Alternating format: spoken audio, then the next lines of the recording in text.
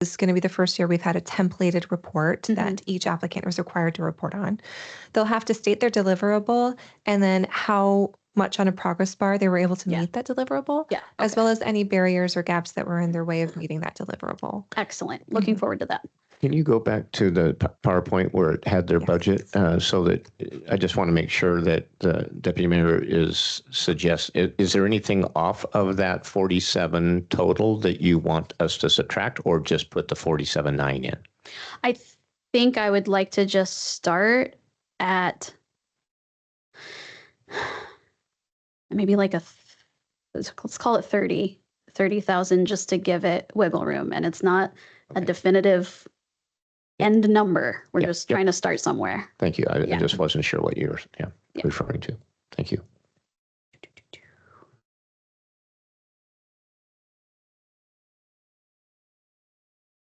And Rachel, I am making the assumption that you would like all of these entities to receive 1-year term proposals. Okay, thank you. Just trying to keep it 2026 focused. So we can adopt the scoring criteria. Absolutely. We probably ought to just say that for everybody because we're coming up with a criteria, and I think everybody really wanted that criteria for next year. So is that across the board? We probably don't need to keep debating that. Okay. Thank you. I will put in 1 year. So I do apologize to the applicants for that 2-year being on there and us potentially not following through with it, but no, in our guidelines, it states very clearly that all funding awards are determined on council decisions and are subject to change. Okay. Okay, so we put in for the market. And so then my number 4 priority was the Clallam EDC, just because it can impact so many small businesses throughout Sequim. So I'm okay with putting a like 30,000 there for now. We are over our funding cap. Math. Okay. Okay, so what I'm going to do is just go through my priorities and just put them in there, and then we can see how much more we need to shave it off. Absolutely. Okay. Shipley is my next priority. And they asked for 15. I think, did we previously give them 10? I think or was it 15? Historically, since they've been applicants of this program, it's been 15 across the board. Okay. We can go back to our municipal funding historical. Just do 10,000 for now? So it started at 10. I'm sorry, I was wrong. And then in 2024, it did bump up to 15. Okay. So. Yeah, let's just put in 10 for now. Okay. You could change to 15 later. I don't want anybody getting upset. And the Boys and Girls Club came up next. And I'm comfortable putting 20 in there just for right now.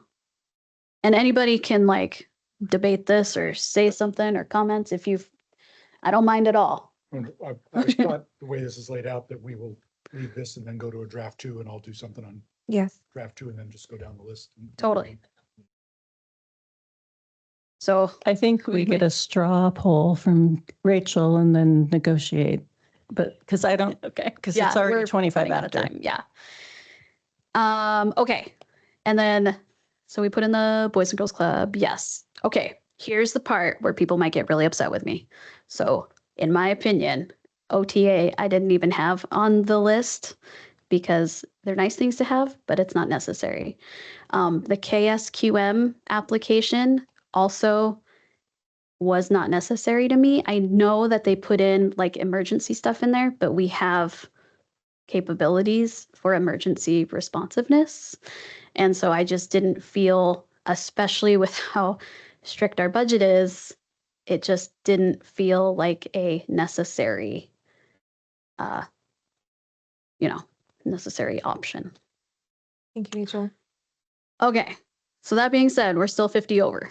We're about If we go with this one. $49,300 over. Yeah. So if you're going to follow what Vicky just said and just stick with one, I wonder if you could transfer that to the proposed one so you can see the percentages and the over under. It might, I don't know if it's just another view, but it's a bit more comprehensive. It's got some percentages built in there. And so, yeah, do you think you could remember?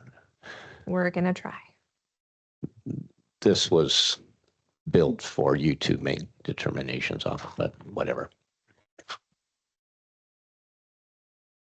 I think it's just a hard process in general, and we just gotta do it. It's like ripping off a Band-Aid.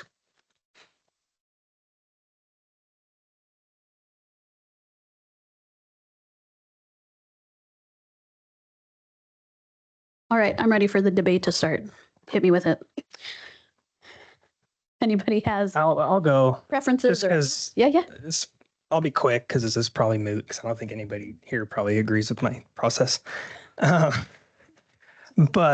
no, it's fine. It's fine. So can I just give you my numbers? I'll be quick. You can put it in like draft 2. That would be great. So I'll just comment on the ones that I decided to not give money to, but the Boys and Girls Club, I gave 30,000.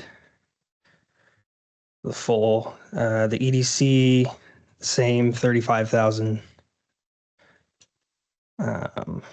Shipley's 15,000. OTA, I gave nothing. I agree with Rachel's view on that one. The farmers market, I gave 47,900, so the full. And YMCA, 42,500. And K-Squim, I gave 37,000 for their deliverables 2 and 3. And so the Sequim Health and Housing Collaborative, I decided to not give anything, just based off looking at their application. There weren't a lot of specifics of where the funding is going. It's kind of unclear in the application as far as like specific programs where this money is going to be used. The deliverables are vague. It shows money going to each organization that is part of the collaborative, but it does not show what or where each organization is using the funds. And also the deliverables in the application don't match the deliverables in the breakdown of the funding budget on their application. They're more specific in the application, but in the budget breakdown, it just kind of shows each organization getting the same amount. And so to me, it just feels like they're giving the organization, here's money, do what you want with it. And I think this is taxpayer money. And I think there just needs to be more transparency of where it's being used specifically for the community. And they're asking for 72% of the fund, and their indirect costs are pretty high. The indirect costs themselves are 18% of our municipal fund. Yeah, this is my take on that. For your help, can you remind me what deliverables 2 and 3 are on the KSQM? Would you like me to pull it up? Thank you. Yeah. And you're asking deliverables 2 and 3 for SHHC, Sequim Health and Housing Collaborative? No, K-Squim. KSQM. I So apologize. deliverable 2 was purchase and install a new primary and secondary antenna set. And bullet points under that: purchase a replacement primary antenna and a new backup antenna set, support HD radio service, and improve quality and reliability of existing FM transmission. The new secondary will be used as an emergency backup, which is currently not possible. C, there are more than 300,000 listeners who receive signal live in the US and Canada. Deliverable 3, upgrade tower internet and network infrastructure. We will add a wireless internal network link between our transmission facilities and replace our current internet-based. Okay, cool. Thank you. Yeah, stop me anytime you want. And you said you would like to see the budget associated or just the, okay, thank you. Just the deliverable refreshes. Nice to hear. Yeah, all the other applications are very specific on where they're using each like dollar amount, except for that application. So, and I think the SHHC, like when we have that report, now that it's like mandated, before it wasn't really. The report is also very vague. Right, but looking ahead, I'm like looking ahead, I guess is a way to put it, of being able to know that it impacts Sequim through 6 different organizations, but also being able to, I would hope, I guess it's a bigger hope than anything really, that in the next report, they're much clearer so that they have a better chance at getting funds that they request.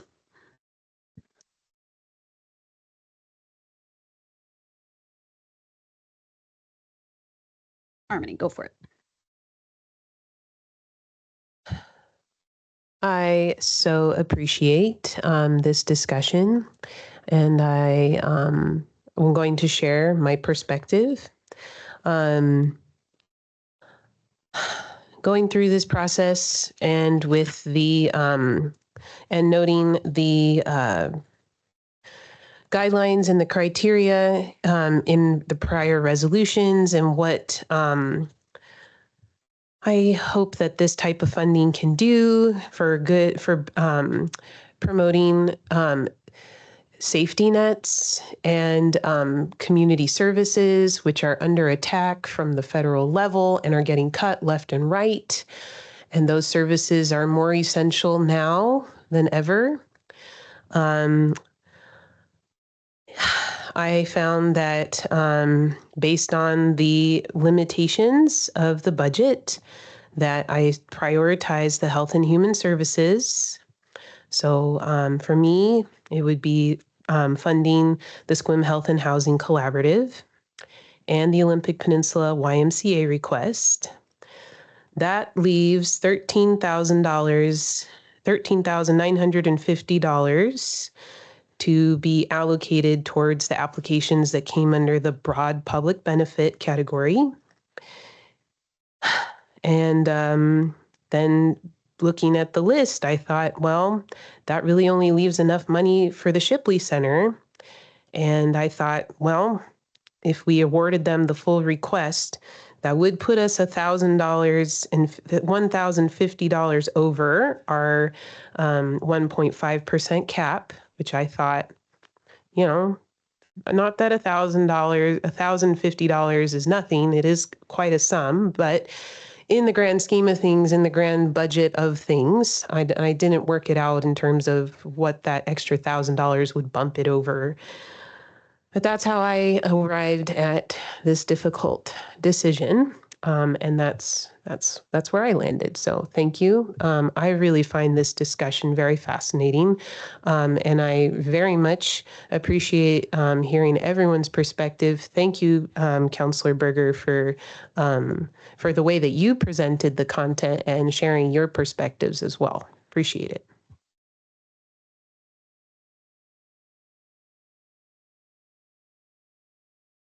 Okay. I'll go next, Maren. Okay. So for Boys and Girls Club, 15,000, EDC 20,000, Shipley 10,000, OTA 0, the Farmers Market 15,000, KSQM 0, 125,000 for Sequim Health and Housing Collaborative, and 30,000 YMCA, and that's 7,000 over. So still working on that. But I do think, again, Sequim Health and Housing Collaborative is something that the city brought together. I see the services differently because I work in Health and Social Services. So when I read that report and see all the lives that were touched by the funds that went out to the different agencies, people access services where they feel comfortable, and I think that's a really good model. I want to see the 15,000 for the Sequim Farmers Market because I think that's a really great program where they match the debit cards. And I think the rest are really important. OTA, I'd love to give them money. I think it's great, but I don't think these funds are appropriate for that. And I think KSQM could probably find those funds. There's, a lot of other funding opportunities out there for broadband and those kinds of things. So I'm hoping that maybe they can find that there and that they can understand why I chose the more human things.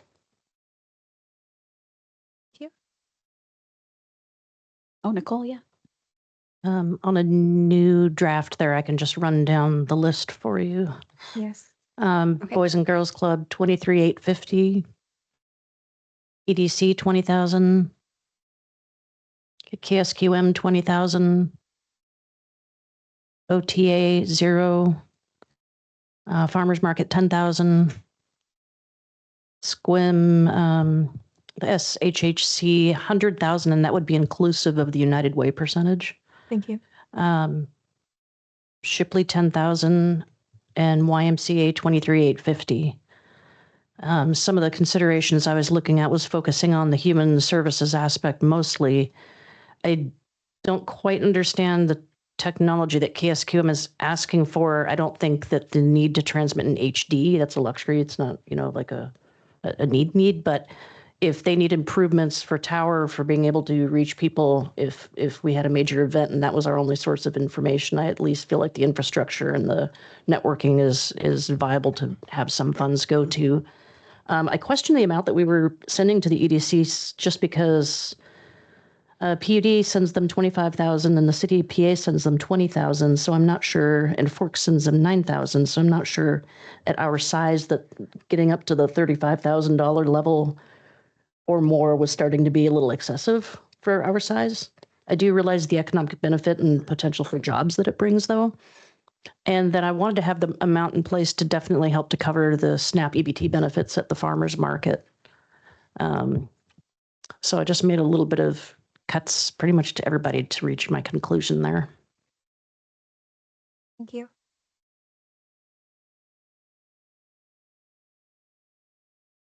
Dan, did you want to enter yours or should we just go from there?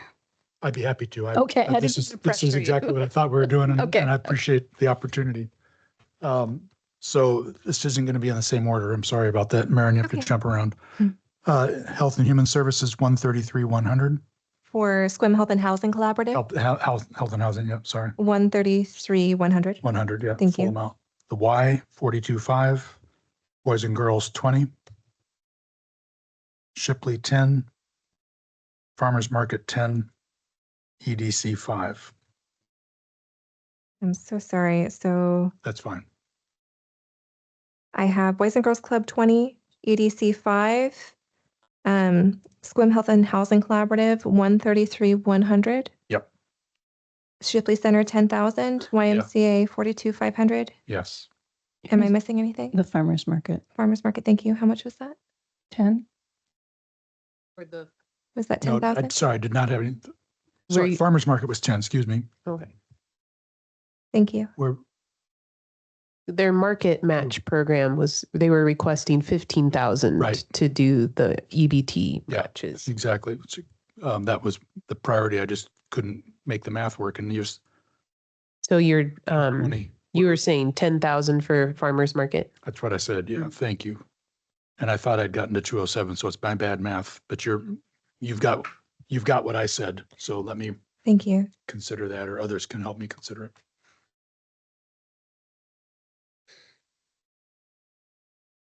Yeah. So we're supposed to cut off, well, not supposed to. Our cutoff is 5:45, but we could go a little bit after that if we so inclined. Okay. Can I change the amounts in my box? Yes, of course. EDC to 5,000. 5,000, I'm sorry? Yes. Okay. Okay. The market to 10,000. health and housing to 120.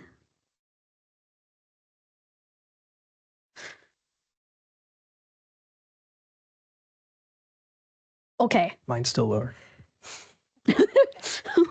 Okay. You're good. And then, so I guess I'll just add that 200 to the EDC. Thank you. Bam.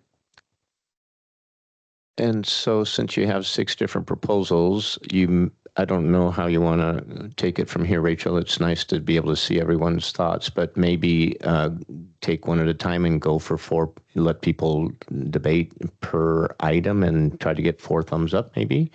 And then we could use the one at the bottom right to put whatever you all decide.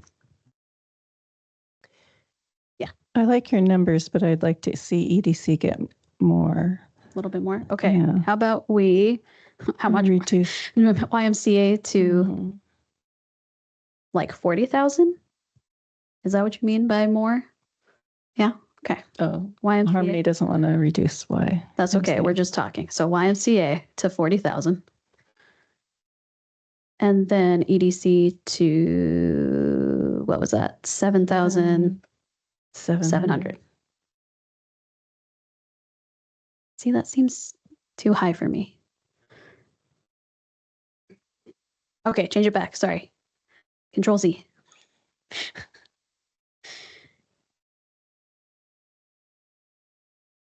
Would you like me to take this line by line in the proposed budget? Can we change the club to 15,000? Boys and Girls Club? Mm-hmm.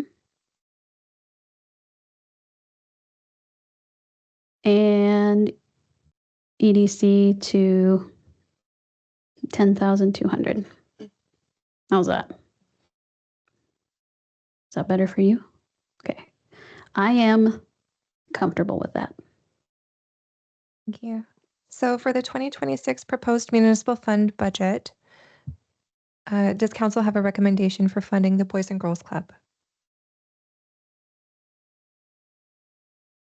I recommend the 15,000, but I don't know who will agree with me. Yeah, that's what I was saying. At this point, there's just 6 of you here, so I think you're going to be Just throw looking it for 4 Yeah. thumbs up or something Okay. like that. So 15,000 for the club. I'll just say it. Who is okay with that? Both. Just to shortcut this, I can live with your numbers. With Rachel. the draft one? Okay. I'm good with your numbers all the way down. Okay.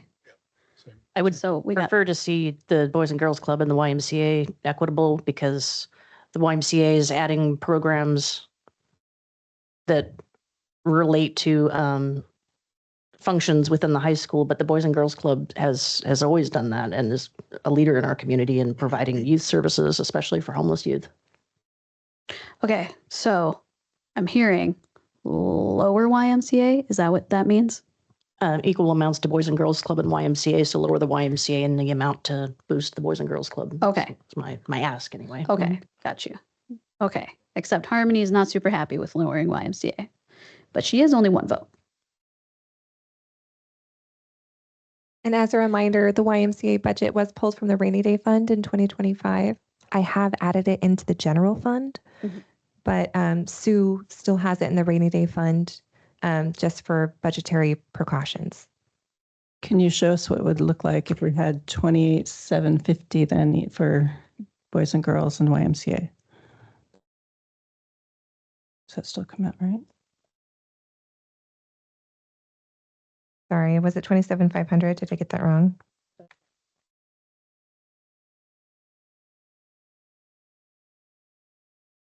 I'm sorry, 28,750. 28,750. Thank you.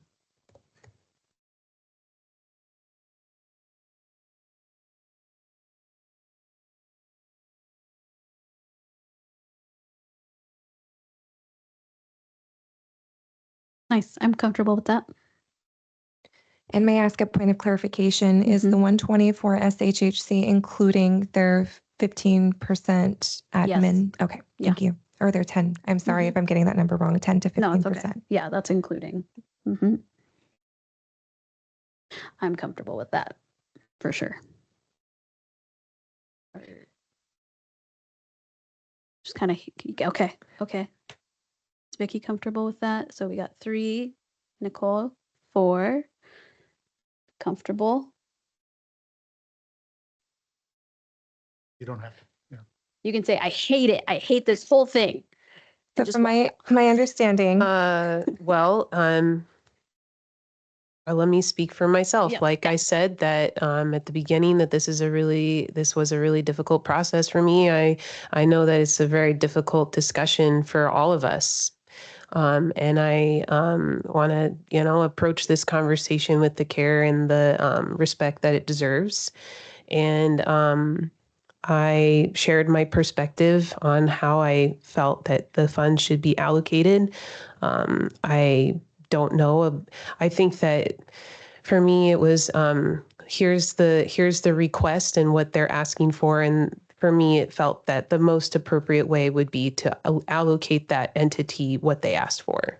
This piecemeal choosing would be us choosing what we think is important to that entity, and not them saying, here's what we find to be the important top or items that we're asking for help.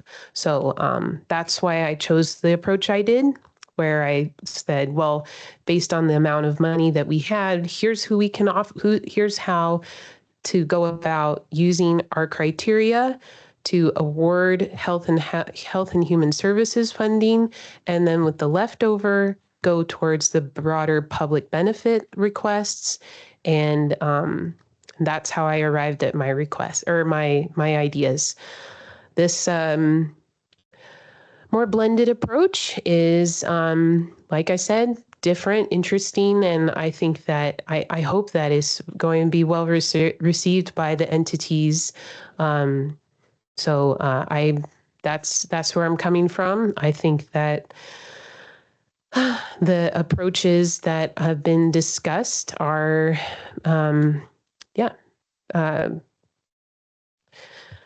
moving towards a solution that tries to navigate this funding cap and award funds to more entities than, or more entities. So I don't know, there's some pros and cons to all the approaches. I think that, I'm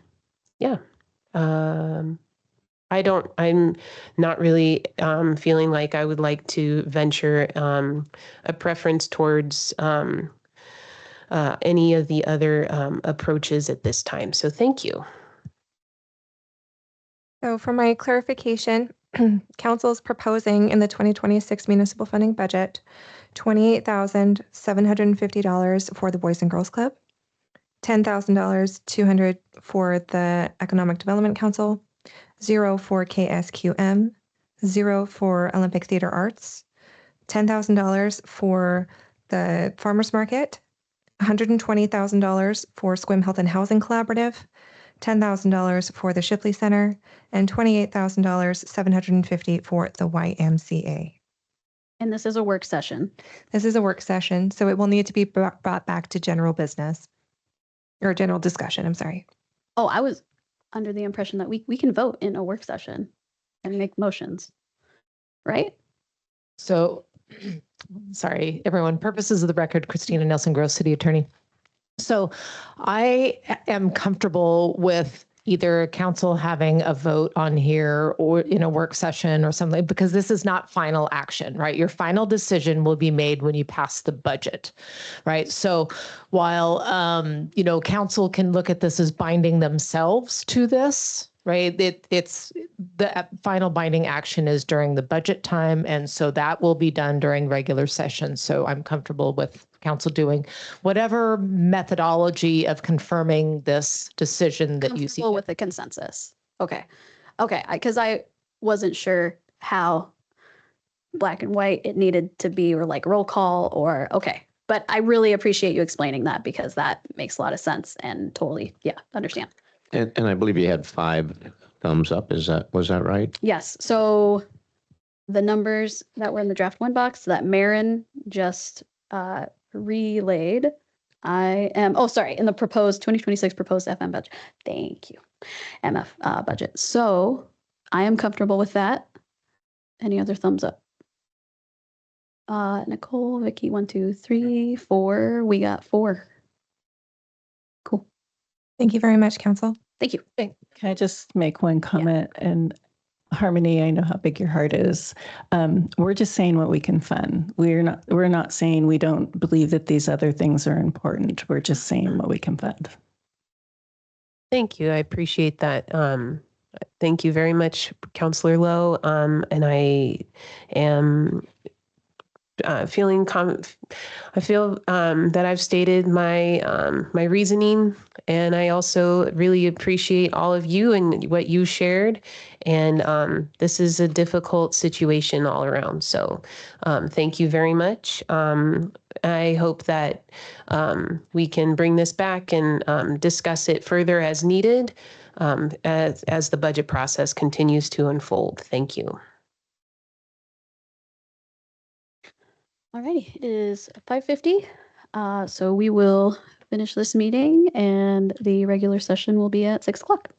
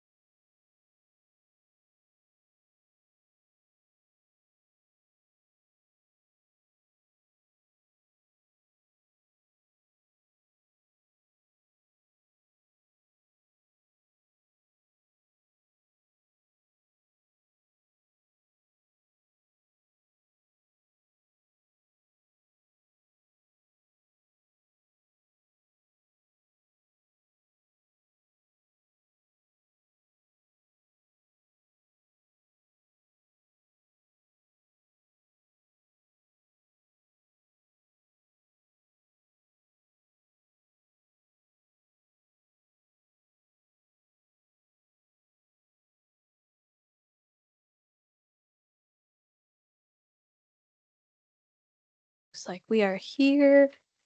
Apologize for the tardiness. We are here for the August 11th regular council meeting following our work session. I will call this meeting to order. Will everybody please stand for the Pledge of Allegiance?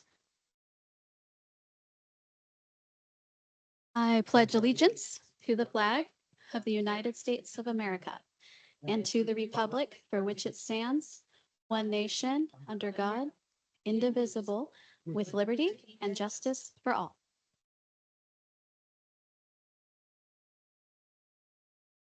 All right, move on to roll call. Please, City Clerk. Counselor Kelly Berger, Here. Counselor Dan Butler, Here. Counselor Vicky Lowe, Present. Deputy Mayor Rachel Anderson, Present. Mayor Brandon Janice, Counselor Harmony Rudder, Here. and Counselor Nicole Hartman. Here. And I move that we excuse Mayor Janice for personal reasons. I second that motion. Any opposition? All right, thank you. Approval of the final agenda. Any additions or changes? Approve the agenda as proposed. Oh, do you have Second. I'll go ahead, Kelly. Kelly seconded? All right. Any opposed? All right, thank you so much. Moving on to the ceremonial for Overdose Awareness Day proclamation. All right.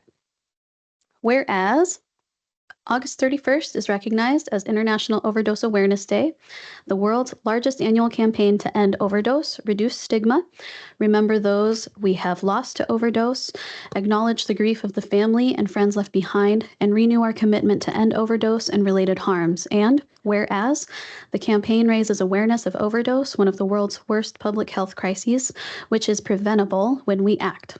And whereas we honor the people we love who have been lost or injured to overdose, and when lives are cut short by overdose, we are not able to realize the full potential a person's life would have had in our community, including the loss of their descendants. And whereas the loss of loved ones to overdose impacts families, especially young children and friends across the county.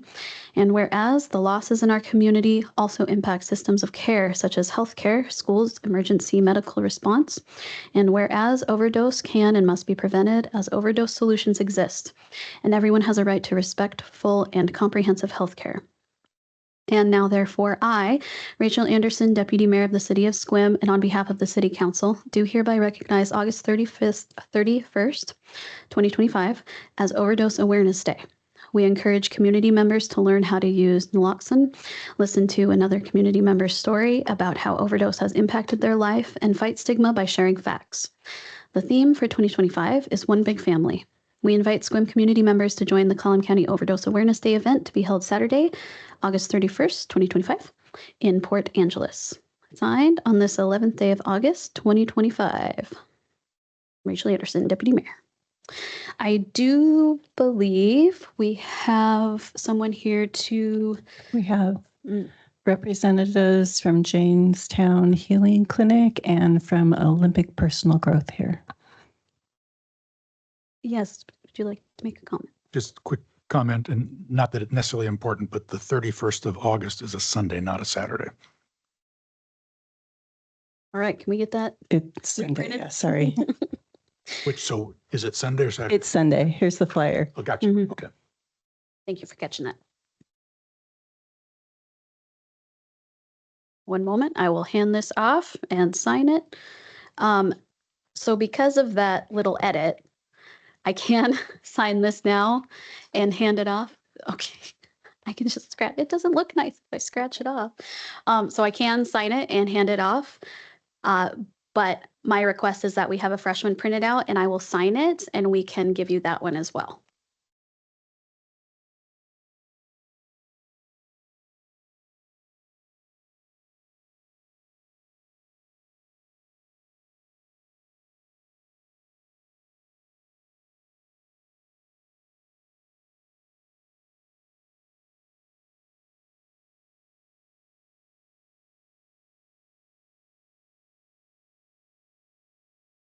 this one's, the height's very different on this one. Did we have somebody to take these in person? All right.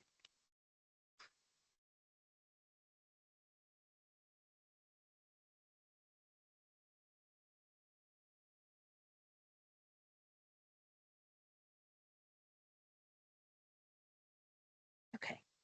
My name is Melissa Waller, and I'm the Clinical Director of Olympic Personal Growth Center here in Sequim. And I just want to say thank you for this heartfelt recognition of the ongoing battle against overdose and its profound impact on our community. At Olympic Personal Growth Center, we are privileged to work as outpatient treatment providers dedicated to reducing overdose rates and supporting those affected by substance use disorders. Every day, we witness not only the challenges individuals face, but also their incredible strength and resilience. It's crucial that we continue to foster compassion, education, and commitment within our community to save lives. I would like to acknowledge the collective commitment of all professionals in the field of substance use disorder treatment, and our dedication and collaboration is pivotal in making a difference. Together, we can confront the crisis head on, and I invite everyone to join us on August 31st at the Port Angeles waterfront for the International Overdose Awareness Day event. This gathering will be an opportunity for us to unite, diminish stigma, and cultivate hope for a brighter future. Thank you for your support and for standing together in this vital effort.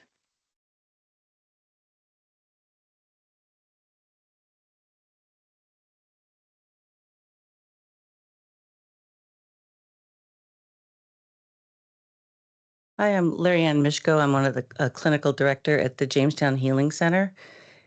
We have been honored to be here and have the support of the community.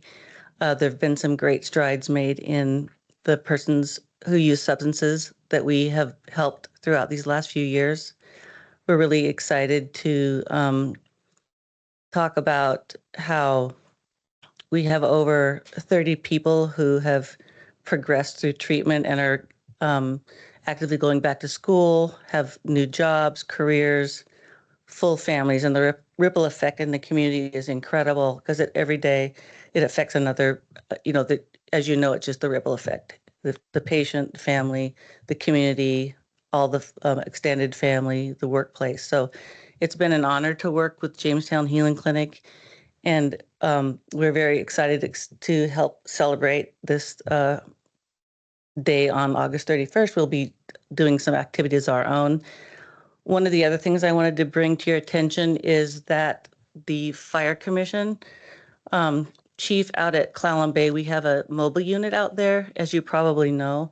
And he told me on Friday that he wanted to let Ron Allen know that that Jamestown has saved their community, that they went from 19 overdose deaths the prior year to 1 this year. And so anyways, thank you all.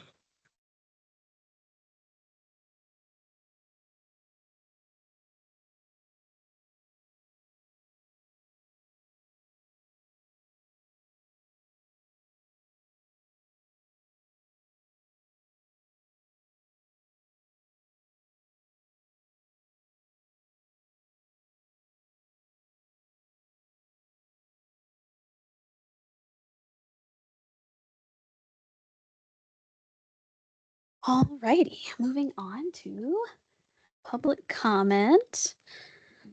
Oh, actually, I should ask, did anybody have any comments about the proclamation before we move on? Okay. Okay. All righty, so on to public comment. This is a limited public forum. Individuals providing public comment must not disrupt or otherwise impede the orderly conduct of the meeting. This is not a forum for hate speech. The City of Sequim supports the public's First Amendment right to free speech, but it does not support hate speech. Speakers are expected to be courteous and refrain from making hateful comments, sounds, or remarks. Any offensive words and conduct shared by the public do not reflect the city's values. The City of Sequim stands firm in its commitment to being an inclusive community and rejects discrimination of any kind. I also ask, if possible, please do not make comments redundant. Thank you. For individuals attending in person, please take a moment to silence your cell phones. I will be collecting the public comment sign-in sheet soon, and if you wish to make a comment and have not yet signed up, please do so now. Each person will have 3 minutes to speak on any topic, and there will be a timer visible on the screen. A total of 30 minutes or 10 speakers will be permitted for public comment. Please state your name if you are representing an organization and your city of residence.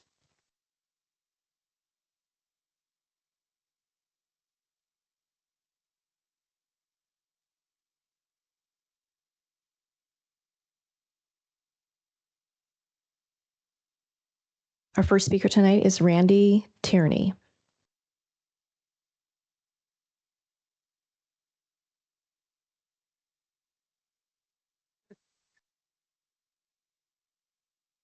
On the microphone now. I'm Randy Tierney, and I'm a Sequim citizen. I appreciate this opportunity. I walk across West Sequim Bay Road to get my mail. Coming back to avoid vehicles speeding around the corner, I have to step back. Over the last 30 plus years, I have witnessed the increase in pedestrians, bicyclists, boats, trucks, and traffic on West Sequim Bay Road. Chains of vehicles of 4 or more are common. I've seen West Sequim Bay Road used as an alternative route for Highway 101 after an accident closes Highway 101. Presently, just south of the entrance to the Northwest Lab are 2 deer lying off the roadway. For the last 10 years, there are no traffic studies for West Sequim Bay Road from Washington Harbor to the marina. But what determines safety for a road like West Sequim Bay Road? Is it the number of accidents involving deer? Or is it the number of people injured or dead? Is it the wait time for a vehicle at an intersection? Or is it a liability lawsuit filed against the city of Sequim? Can today's West Sequim Bay Road accommodate the vehicles and trucks inherent in a new 650-unit development? Can the road also accommodate another development, another Mariner's Outlook, with additional vehicles from 82 more homes? The city of Sequim must account for the actual number of vehicles and trucks that will be added onto this road in the future. And what accommodations should be made to West Sequim Bay Road? And who will bear the costs? Thank you all.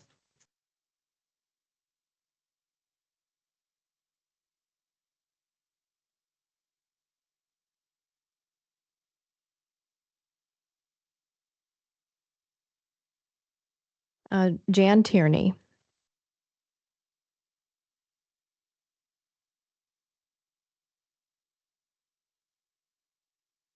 Good evening. I'm Jan Tierney, and I'm a Sequim resident.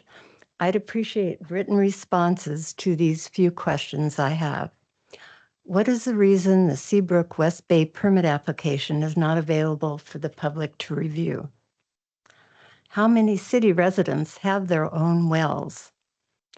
What is the city's liability to resident homeowners whose wells have failed due to overdevelopment and lack of water resource planning?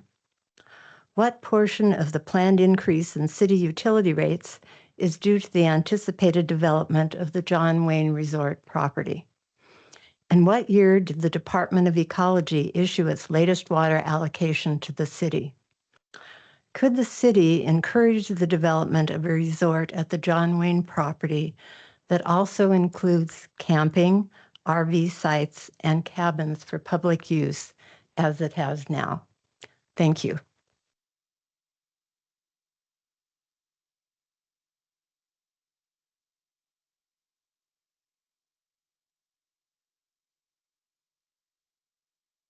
I apologize. I don't know the last name, but the first name is Jeff.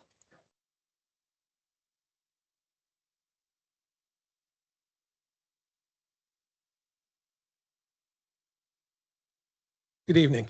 My name is Jeff Considine, and I live in Sequim. It's my understanding that a memorandum of understanding is a formal agreement between 2 or more parties. Oops, wrong glasses. I'm not here to obfuscate. There we go. 2 or more parties that outlines their intentions, their roles, and objectives, often as a preliminary step towards a formal contract.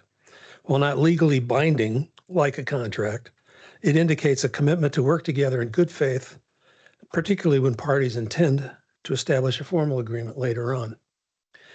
In June of 2023, a draft memorandum of understanding between the Port of Port Angeles, the City of Sequim, and Sequim Bay Development, LLC, was circulated, in which the development was seeking, among other things, an overall refurbishment of the marina facilities at the Port of Port Angeles' expense.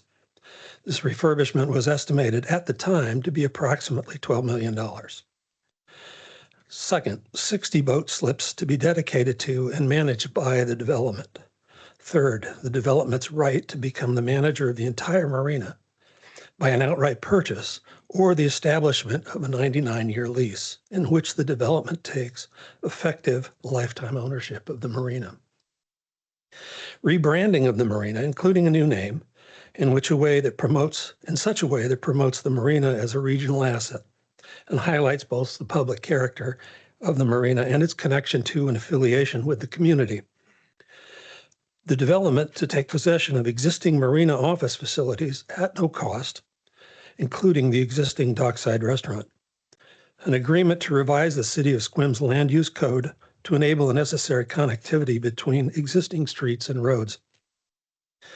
And an agreement to provide utility extensions to enable city water and sewer at the city's expense. The draft memorandum of understanding also includes a map which clearly indicates the current marina property as part of the proposed development. Correspondence regarding this draft MOU has continued through at least February 5th of 2024 between the parties, although there appears to be no up-to-date correspondence in the city's public records database.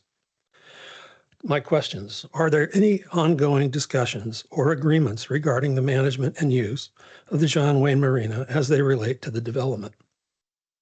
What is the city's intent with respect to maintaining the John Wayne Marina as a public space? And what steps will the city take to ensure the marina continues as a critical public space? Thank you for your time this evening.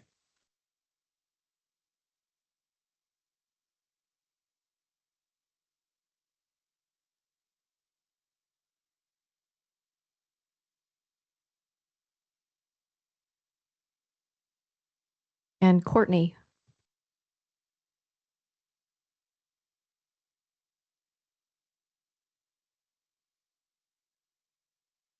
Good evening. My name is Courtney Considine. I am a resident of Sequim. I am not surprised that people want to visit our beautiful hometown to soak up the sun and enjoy the natural beauty. The John Wayne property that Seabrook is proposing to develop is already home to a sweet little resort with RV spaces, cabins, and camping spots. Vacations at Seabrook on the coast, they sound lovely. It's an all-inclusive resort community. They love to note that you park and you don't get back in your car until it's time to go home. But what happens when we take this all-inclusive resort community and build a town within our town? It becomes a major new puzzle piece in a city that already seems to be experiencing growing pains in housing, infrastructure, and conservation of our natural resources. Sequim is not the first city to experience the challenges of becoming a vacation destination that visitors may eventually love to death, as Headwaters Economics said in their 2023 report, Amenity Trap. What happens when you build 600 to 650 vacation homes and possibly up to 30,000 square feet of commercial space within a city? The median home price of $560,000 to $650,000 is already well out of reach for many. What happens when home values when we sell 600 homes at the estimated $1 to $2 million price tags that we've all heard? Finding long-term rentals on the peninsula for those who cannot buy is already a Herculean task. To understand a potential future, look to the resort destination of Sedona, Arizona, where short-term rentals make up 17% of all housing. Workers with average incomes cannot afford to live near their jobs, so the city has implemented a new program that allows full-time workers to park and sleep in their vehicles. In one Colorado ski destination, the Headwaters report noted that a $100 monthly increase in median rent was associated with a 9% increase in homelessness. So how do we ensure we have enough housing and also enough water for everyone in the only county on the peninsula to currently be experiencing a drought? We can't think about providing only city water access to the new Seabrook community. There are homes within Sequim city limits on wells that are at risk of drying up potentially soon. Now is the time to plan. In the last council meeting, we heard that this resort has been in development for a decade. Residents' concerns might indicate significant challenges in planning ahead during that time. Short-term reactions to issues or the ill-fated wait-and-see approach are likely to create more complex challenges. How will the city evaluate this resort, not as an isolated project, but consider its broader future impact? Thank you very much.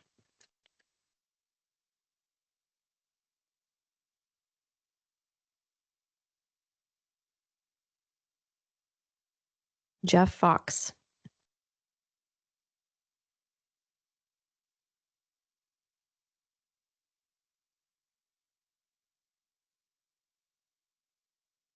Thank you. I'm Jeff Fox, resident of Sequim over on 7th Avenue. And first, I'd like to say thank you to everybody for what you've done for the seniors and for the over 55 communities with your rental agreements, et cetera.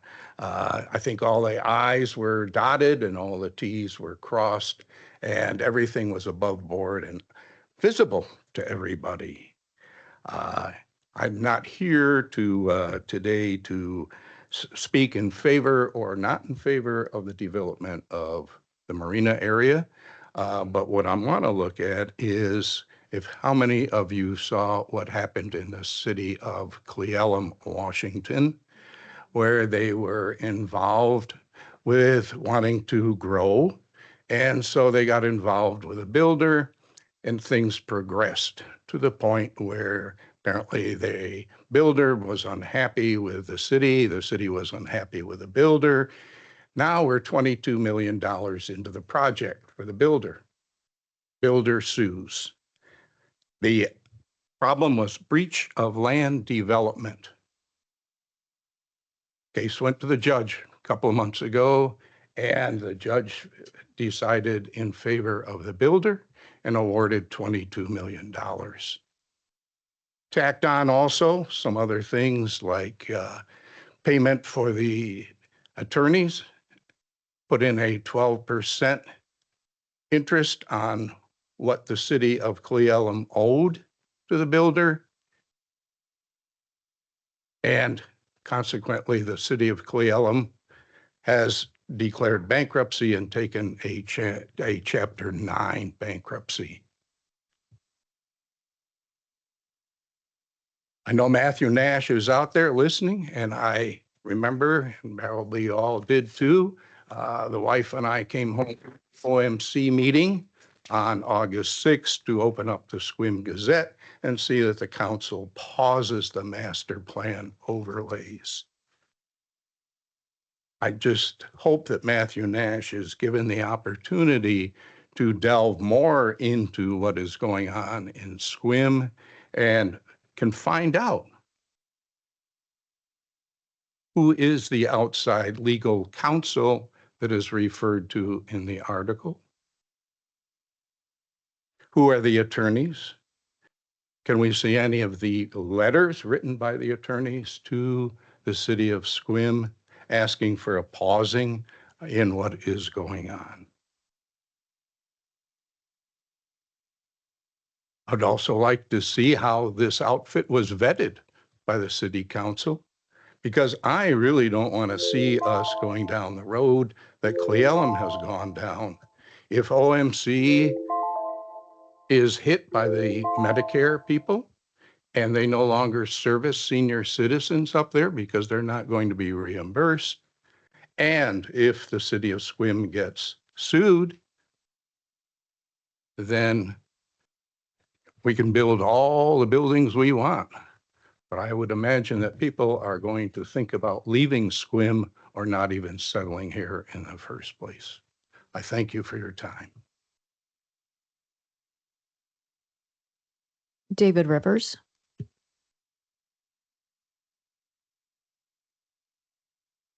Good evening, council members. My name is David Rivers. I'm the pastor of Calvary Chapel, Sequim, and I also run the nonprofit soup kitchen called the Ramen Shop, which is right over there across from the downtown park. For the past 3 years, our church and team of volunteers have served more than 4,000 meals, hot bowls of ramen to people from every walk of life.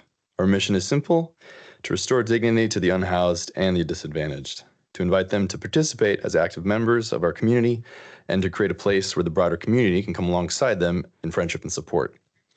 As Proverbs 31, 8-9 says, "Speak up for those who cannot speak for themselves, defend the rights of the poor and needy." And that is why I'm here tonight. Unfortunately, the park next to our ramen shop should be a safe, welcoming place. Or not unfortunately, but fortunately. For welcoming for all, not just the unhoused, but also for families, for seniors and kids on their way to and from school. Instead, in my opinion, it's become a stronghold for two men who are not only breaking the spirit of the space, but also creating a possible real danger.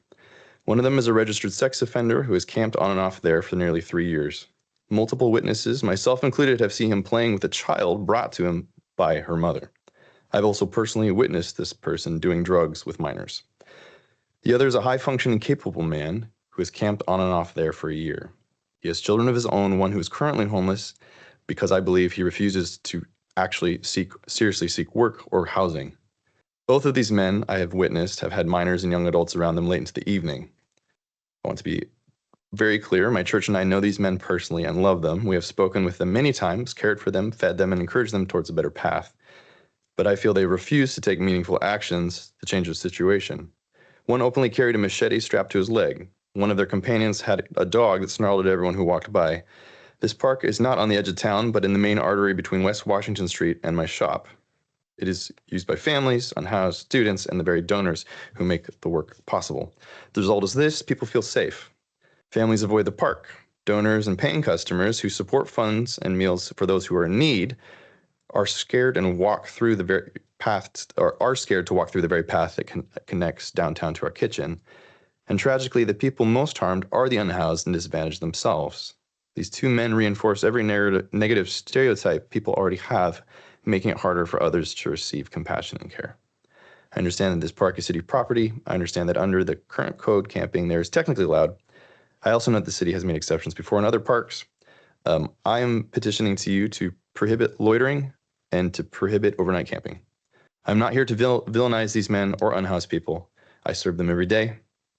But I do not believe we can allow two individuals capable of working, unwilling to change, to jeopardize the safety of children and the dignity of our community and the mission of organizations like ourselves. As Dr. Martin Luther King Jr. once said, the time is always right to do what is right. I believe that time is now. This is not just about law enforcement. This is about leadership. I ask you to act.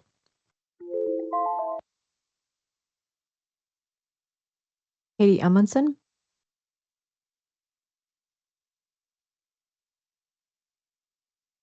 Hi, my name is Katie, and I was here a couple meetings ago, to talk about the problem David just addressed. I represent the Christ Center Women's Resiliency Group that meets in the ramen shop every Monday night. We've been meeting for about 2.5 years. I spoke a couple weeks ago on the issue, the unsafe situation of the men living in the Seal Street Park, and this is my follow-up. It'll just take a minute. I do want to add to David's speaking that on Wednesday morning when a group of us meet at the church, we've noticed 4 to 7 men over there doing drugs and making drug deals. So the number of men is expanding.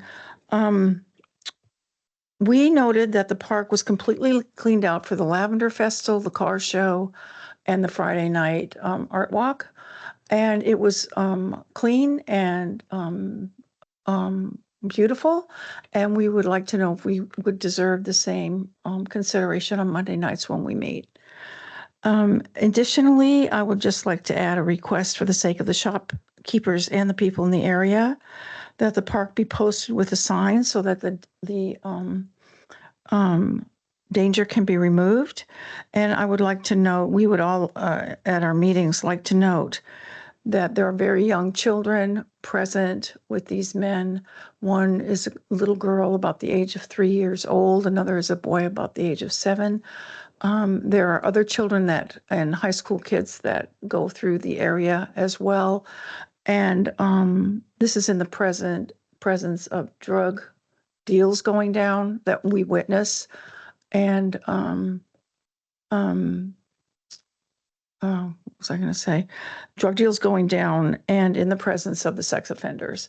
So we are concerned and just want to bring the issue back up before you for consideration. Again, thank you for your time.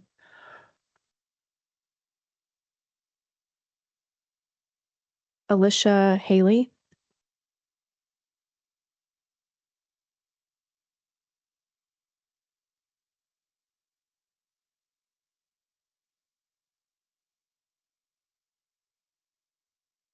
I'm wondering if that was a sign in from the proclamation.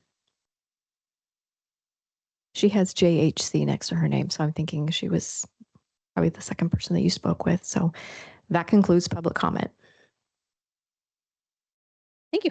Thank you for everyone providing public comment. We do appreciate it. All right, no public hearing tonight. Moving on to consent agenda. City Clerk. Items on tonight's consent agenda: claim vouchers totaling $1,303,165.85. City Council meeting minutes from Monday, July 28, 2025. Ednetics Communication Service Contract. The Lodging Tax Advisory Committee meeting minutes and grant. The Lodging Tax Advisory Committee reappointments, a resolution. Parks, Arbor, and Recreation Board appointments, a resolution. The 2016 Purchasing Policy Update, a resolution. And finally, SMC 2.40 Civil Service Commission Code Amendment, an ordinance. Can I get a motion to approve consent agenda? Move to approve the consent agenda as presented. Second. Thank you. Any opposed? All right. Thank you. No opposition. Moving on to general business. 9A, Q2 2025 financial report from Sue. Good evening, Council. Sue Hagener for the record, Finance Director. So again, you have a lot of materials, lots of graphs, lots of words, lots of stars. I'm here to answer any questions, but I'm also here to just make sure you're aware of some things that I'm thinking about doing and that I am keeping an eye on. There's a couple of funds that I'm eyeballing pretty hard, and that's the general funds expenditures as well as the water department's expenditures. And the biggest chunk of that has to do with our annual WCIA insurance pool assessment. I've talked many times, and I think our city attorney has talked many times about the climate in Washington State makes it very difficult to get insurance. So I'm contemplating a budget amendment just to give us a little bit more space in those two areas. I do allocate the WCI annual insurance assessment out to those departments that contribute to the claims. So for example, if we have a couple of big water main breaks, or if we have a big sewer break, the departments that are sort of the origin of those claims will take the burden. So anyway, we are considering doing a budget amendment for that. We also had a number of IT subscriptions that were paid at the beginning of the year, and still trying to wrap my arms around what else is coming the rest of the year. And as you know, digital transformation and technology has been our goal. We are taking serious steps to identify any duplicative subscriptions and eliminate those. Oleg's working super hard with all of the departments. Are you still using this? Is it still useful? Do we have another solution for you? So again, all of us are working together to wrap our arms around those IT subscriptions. And again, we thank you for your support on that, because we have really found incredible efficiencies in the solutions that we have chosen. As you probably, the other thing that I wanted to kind of make you aware of is our fund balances. You know, I look at those fund balances, which is our cash in the bank at the end of the day, compared to our policy. The general fund is in excess of the maximum policy limit. So I'm trying to consider where we can use those dollars in the future. I'd like to transfer some money out to parks, which has a very difficult time getting grant funding, potentially for some capital improvements. We've also got excess real estate excise tax fund balance, which can only go to property taxes. So I'm trying to figure out the right balance in the budget amendments that I present to you. And I expect you're going to see those for probably the first time in September. Consider if, that is, if I'm still alive after the 2026 budget is prepared. I do want to continue to commend our Public Works Department. As of the middle of the year, or as of June 30th, we had approximately $3 million in capital expenditures and capital improvements that include anything from the Johnson Creek sewer relocation, sewer camera van improvements. One of our largest projects to date is the completion of the city shop utilities work, which was substantial. So they're working hard to be able to deliver capital projects to you and to the city. And I know probably right now the biggest capital projects you see are all of the different road projects we've got going on. So I anticipate this. I anticipate that this trend will continue. The curb ramps, Priest Road, West Gwin Road improvements are three of the ones that they're trying to finish in July, August, and September. As a result of those very large projects, I'm continuing to monitor cash flow. The great news is our resource analyst, Megan Euchre, has grants for all of them. So the money's got to go out the door first, and we're working with Public Works to do those reimbursements on a quick time, right? So that we're not jeopardizing our cash positions. But nothing to worry about there, but just some stuff that I'm paying attention to and keeping a lookout for. I think that was about it. Can I answer any questions or? Yeah, thank you. And once again, the dashboard presentation that you do is really, really helpful. So I really appreciate that. Thank you. This getting reimbursements, money goes out the door and then getting reimbursements. Can you clarify, do those come from or through the state? Is some of that federal? Is any of it in jeopardy? As far as I think about half of it's federal and half of it's state. We've got a couple of big grants through the Transportation Improvement Board for some of the projects that I've talked about. And then we've got some federal money coming for some other road projects as well. So it is a combo. it's my understanding that those funds are not in jeopardy, and that I'm working closely with the Public Works Management Analyst to get the invoices paid, and then just to flip right around and turn in the request to the sponsoring agencies like the Washington Department of Transportation. Mm-hmm. Thank you. Yeah. Thank you, Council. If there's nothing else. Any other questions for Sue? All right. Thank you so much for your time.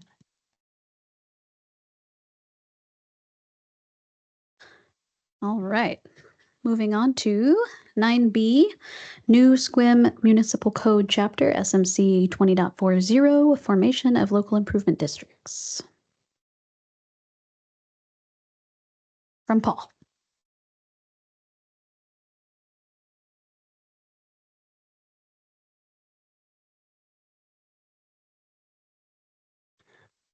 Good evening, Mayor, Deputy Mayor, even though the Mayor's not here, and the rest of City Council. For the record, my name is Paul Busich. I'm the Public Works Director here at the City of Sequim. I just want to say thank you to Sue for acknowledging all the hard work that Public Works puts into our budget and monitoring our budget as we go forward. In this year, we've been inviting Sue to sit down through our monthly planning process with all the staff, where we talk about the status of all the projects. And we've been making it a focus that each one of the project managers understands how important it is that they give us a good estimate of the expenditures in the next few months to make sure we don't run into cash flow problems. And as a result of that, we actually have shifted some starting dates on some projects. We like to keep our finance people happy. They keep helping us make sure we have money to build things. So that's been working really well. Tonight, I'm here to talk to you about the proposal for a new chapter of the city code. This is driven in part because of all the work we're doing with the Flores Acres folks and the need to have a local improvement district, or in this particular case, a utility local improvement district. When we started having internal conversations about this, it was revealed to me that the city did not have any actual formal code that the city would follow the state RCWs. Reviewing the state RCWs was interesting because for the attorneys in the room and others, they would say, oh yeah, that all makes sense. But to the average person, that made no sense whatsoever. So looking around, we found some good examples and work with our legal department to come up with some language that I think is readily understandable by the average person. And it gives us the framework for moving forward with the ULID for Flores Acres, as well as any other LID that comes forward. I also want to share that, to the best of our knowledge, by contacting our peers around us, that Port Townsend, Port Angeles, and Clallam County do not actually have formalized LID processes. They all rely on the state RCWs. And when we ask them, when was the last time that you did an LID, they basically said, well, we can't remember. So they're not real common in this neck of the woods. However, out in where I came from, the Puget Sound, most jurisdictions do have formalized LID processes because they are common. So what is a local improvement district? Really, it's a partnership between a neighborhood group and the city. The neighborhood group wants something done. They want a road overlay on, they want a road rebuilt, they want their water line or a sewer line extended into them because they don't have them now. So they don't have the funding to do it. So what they do is they will come to the local jurisdiction and say, how do we get this done? And the way you get this done is you form a local improvement district with the blessing and approval of the city council or the county council, depending on where you're at, that stipulates that if we do this on your behalf, you will pay us back over a distinct period of time with a certain inflationary rate and whatnot applied to it. That's really what it comes down to. It turns into be basically a long-term contract where we front the money and then they pay us back over time. In the particular case of Flores Acres, we already know where the money is coming from. It's coming a loan from the State Department of Ecology for the sewer. We're still working on getting the terms and agreements and how much from the Department of Health for the water line, and then also potentially from CDBG funds for any of the road work that we would want to add on to it. But essentially, since the money is coming to us, we don't have to worry about cash flow necessarily. Yes, monthly payments and then reimbursement, yes, but we're not having to float a loan to them for a long term for 20 years.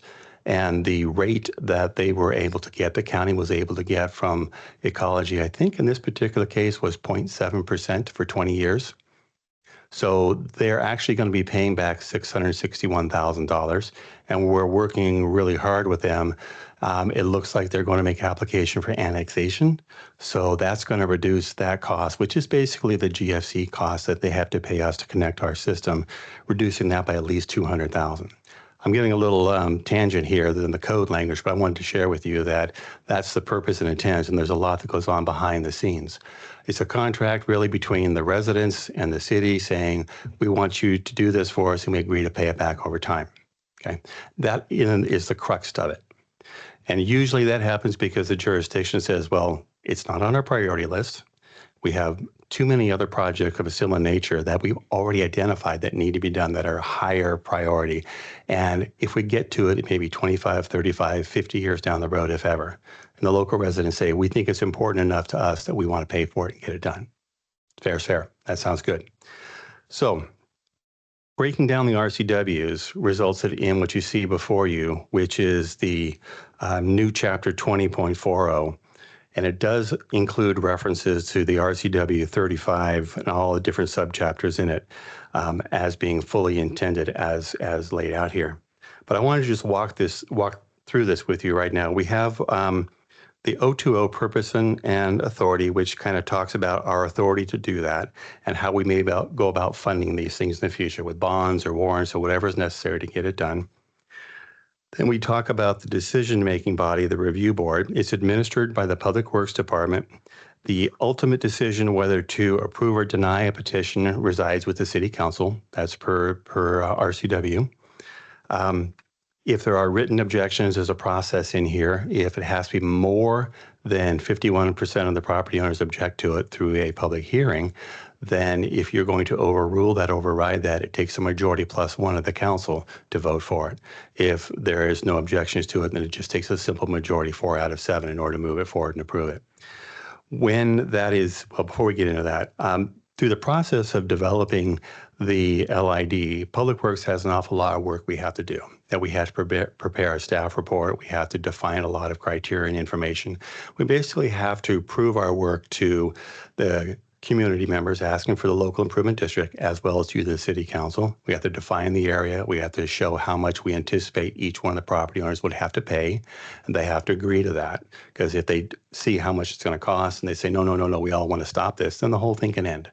But all of our time for doing that, which kind of hard to estimate right now because nobody in the City Hall has done this yet. All of that is cash reimbursed to the city. In fact, is paid for. There's an avenue we have already in 3.68 for engineering services that we would define what we think is the approximate number of hours, and we would ask them for a cash deposit of that amount. If we're coming close to the end of that, we would ask for an additional cash deposit to keep moving forward. If there's money left over and we don't need it all, we intend on reimbursing it or at their discretion using it to apply against the final project costs. Final project costs actually are what define how much they would need to pay in the final tally of their bills. In this particular case, Flores Acres, they have 2 big pieces of land they own, one of which has a well on it, which will be superfluous, and the other one has a drain field, same thing, it won't be necessary anymore. So they're already looking into how they could clean those up and market them. In this case, they have assets they can bring to the table to buy down their net.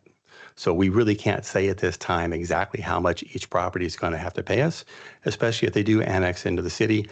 There's a lot of moving variables on this.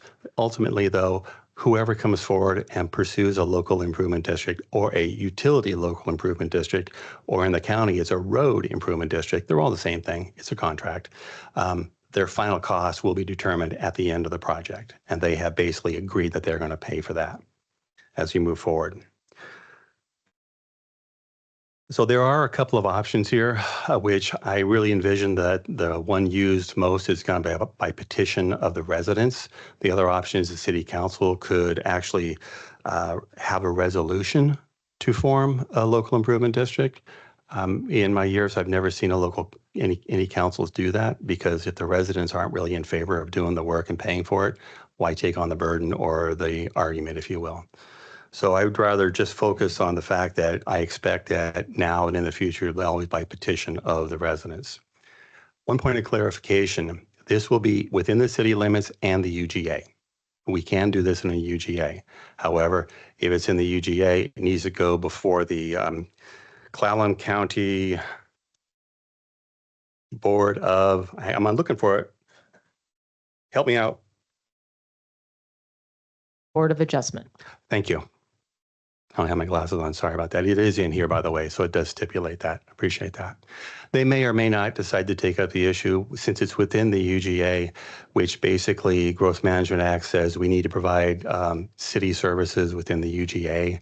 I doubt that they're going to have too much objection to it, especially as a part of this if they're starting the annexation process. But can't speak for them. I would just be highly shocked if they wanted to have a big meeting over it. But if so, our time, and if there's a cost from the board, that would also be covered by the applicants. So that's pretty much the important parts of this.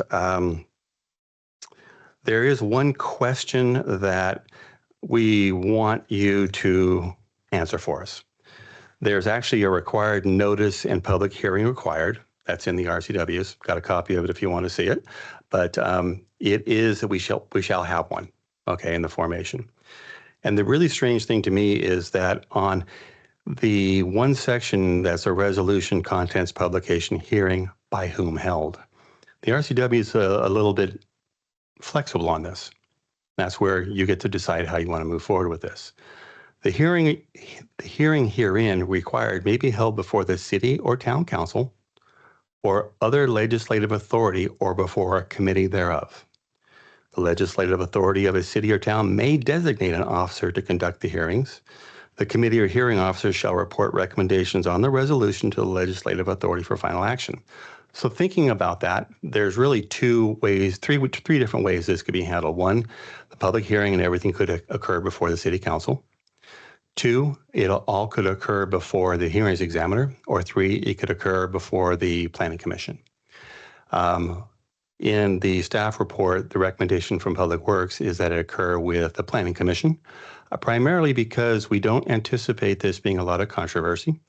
Any of these, we think they're going to be fairly rare. And it's not really something that you decide that is following the code or not. This is an opportunity for the residents to come in and speak their mind, gather information, and then to report back to the city council on a recommendation whether we should move forward or not with the formation of the local improvement district. One of the other things, though it may sound like a small thing, is the cost. There is a cost to go before the hearings examiner, a deposit of $2,500 plus additional hearings examiner costs to go along with that.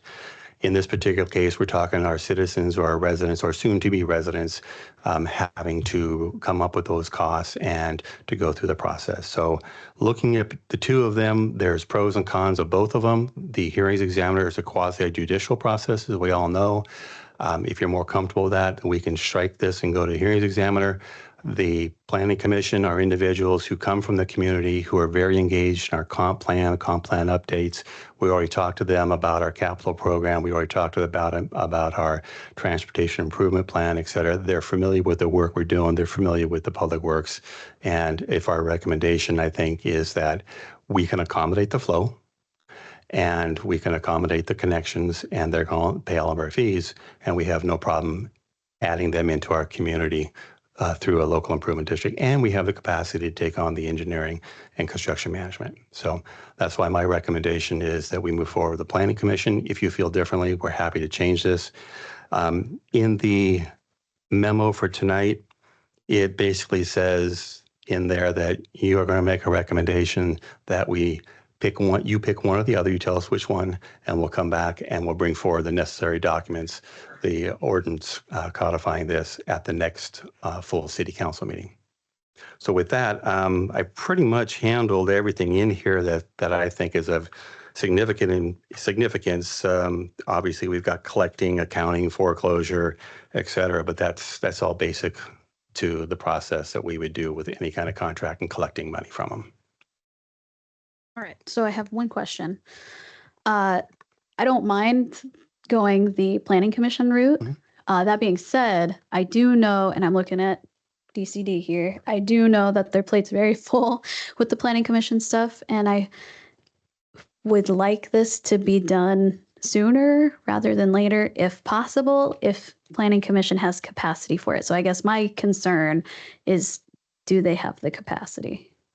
Before you answer that, I just want to talk about the timeline for this. Yes. So the timeline for this, for Flores Acres in particular, they would not see anything for the formation of local improvement district for quite a few months. We have to get it all through, then we have to get all the right forms. We have to talk to the individuals out there. They actually have to have their own meeting where we can provide support if they need so. But they've been having those meetings for the last 6 months and talking to the folks in the HOA. They're saying, well, just hurry up. We want to get it done. So they want to move it forward. But at the same time, we don't have an interlocal agreement with the county yet for doing the work that I hoped we would have by now. But they haven't been able to kick it back to us, the draft. So I don't see in this case that it's going to be something that's going to be pressing the Planning Commission anytime soon. Now, this is not urgent. It's not like I'm going to go give it to them next week or anything like that. There's quite a few months. I don't think that the construction really isn't planned to start until next spring. So there's plenty of time. Sorry, I redact my question. Well, your question and your answer raises a question for me. Yeah. I was a little bit confused and I thought I got clarified and now I got confused again. What we're looking at here is the city council, through whatever process, establishing a new ordinance that allows for the formation of local improvement districts, correct. What you're talking about with Flora Acres is a specific instance that is more or less urgent or not. Yeah. Because that application's a while. We have to have the ordinance in place before they can even do that, right? That's correct. So what we're looking at tonight is, do we want the city planning commission to hold the public hearing and bring us a recommendation on the ordinance, not on Flora Acres, but just on the ordinance? The ordinance itself needs to identify who the entity within the city's governance is going to be holding the public hearings on all LIDs, ULIDs moving forward. Right. Yeah, I've got that. Yeah. And I'm happy with planning commission, but this motion tonight is about the ordinance. Correct. Public hearing about the ordinance. Who's going to do that? Yes, sir. Okay. It is. I'm only using Flores Acres as an example because, frankly, it's the only one that I know of. The city hasn't done LIDs in the past because no one's brought them forward. Yeah. But when it becomes more common knowledge, we may find certain areas of our community wanting to pursue this. No, that's all. understandable. Okay. Anyway, I'm ready with the motion. So make the planning commission responsible for conducting a public hearing and direct staff to modify the ordinance accordingly and waive second touch on this matter and direct staff to present an ordinance to city council at the next available meeting. Consent agenda, sorry, at the next available city council meeting. Second. I screwed that up. Second, okay. Thank you. I guess that was kind of quick. So I just wanted to make sure where there is a motion on the floor. Is there any other discussion before we vote? Okay. Shaking hands. Okay. Ready for a roll call vote?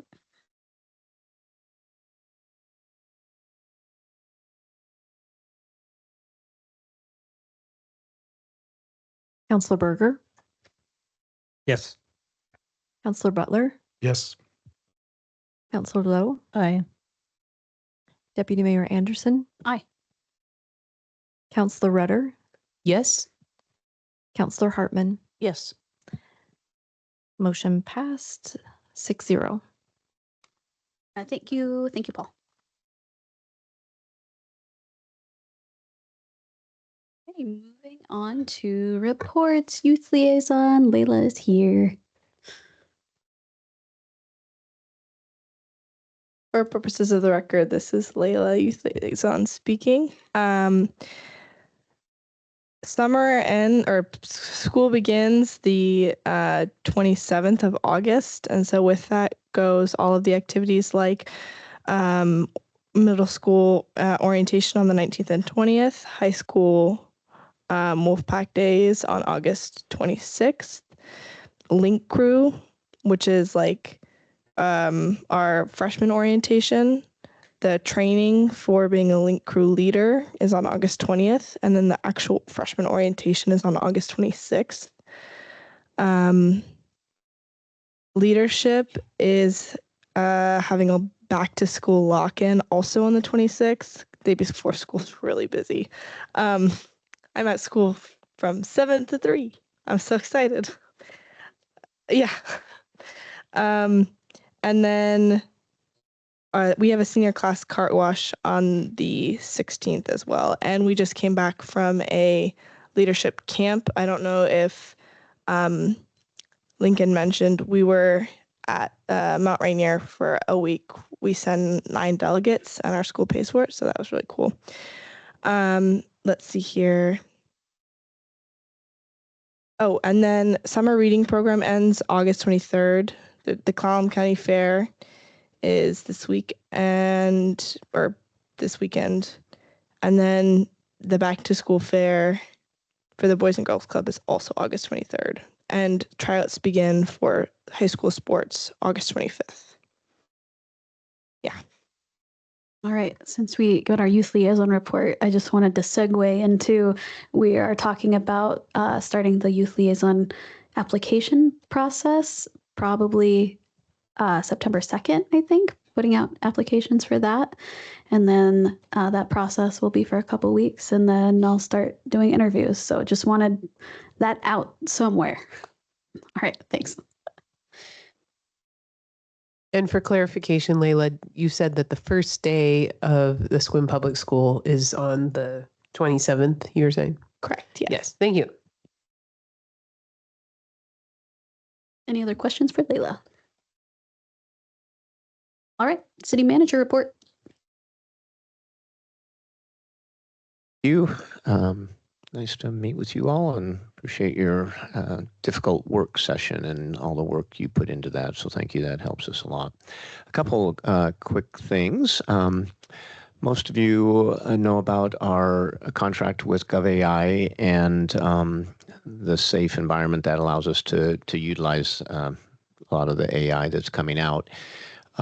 We have been working with each department because we heard from other cities that one of the most useful initiatives that they put in place to have their employees take advantage of the tool was to create what's called folios. And I won't go into all that, but basically by creating folders, and just think of a paper folder that you might have in your office, and then you always put, certain things in that folder, certain documents in that folder, and then you can ask an assistant, a digital assistant, to search that folder and all of the documents you put in there for any question you have. Anyway, we've done that department by department, and I just wanted to throw out to you all, you could take advantage of that as well.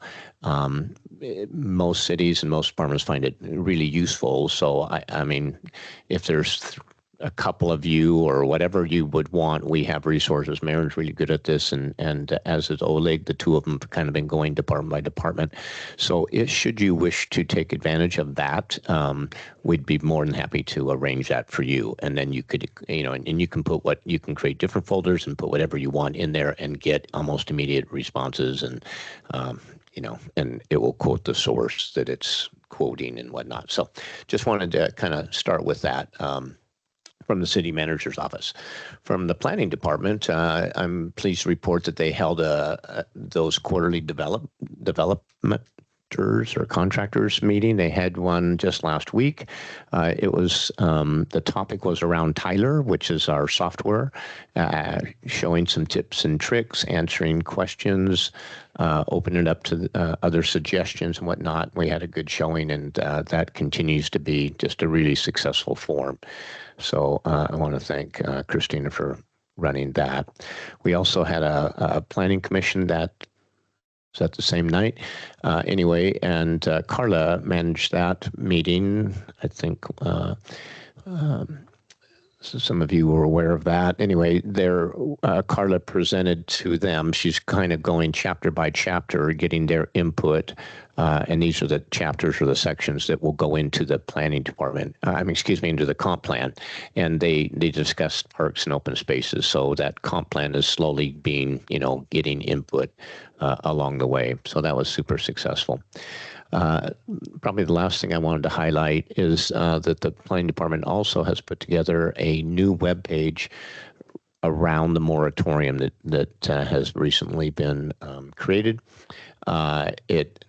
It will answer a lot of the misconceptions that are floating around the community and whatnot, some of which you heard today. So it's around the principle of the facts sheets, trying to get things right and full transparency. Any questions they have, it's all there. So, and I will forward that link to you all, but that's a great place to send any of your constituents relative to that development. I'll kind of breeze past finance because you've heard from Sue tonight. In HR, they wanted you to know that we just completed our third annual employee Gallup employee engagement survey.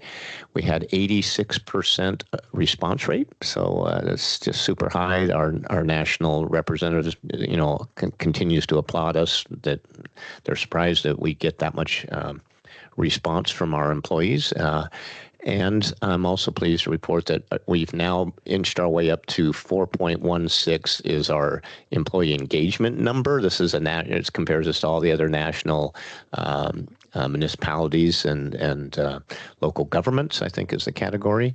We are now at the 72 percentile for nationwide, but we've been doing this 3 years. We started high, and I've been worried about how do we maintain that. And each year we continue to inch up. So, hallelujah, really nice. In our IT department, Oleg wanted to let you know that we are relooking at everything. Just a lot of changes, a lot of success in getting projects done there. One of which was reevaluating our phone system, and after a lot of analysis, we are going with a internet-based system, which will save us about $4,000 per month going forward. And it was a 5-year contract, I believe. And so some of those savings are going to, whoops, my battery's getting low here, was going to go into a Starlink redundancy for internet coverage. So we'll still be saving money, and I'm just really pleased with that process. Police has been busy with all the event coverage, as you know, and so I'll probably just blow past that, but it was a really busy weekend and a couple weeks actually with National Night Out and the unity of efforts and car shows and market.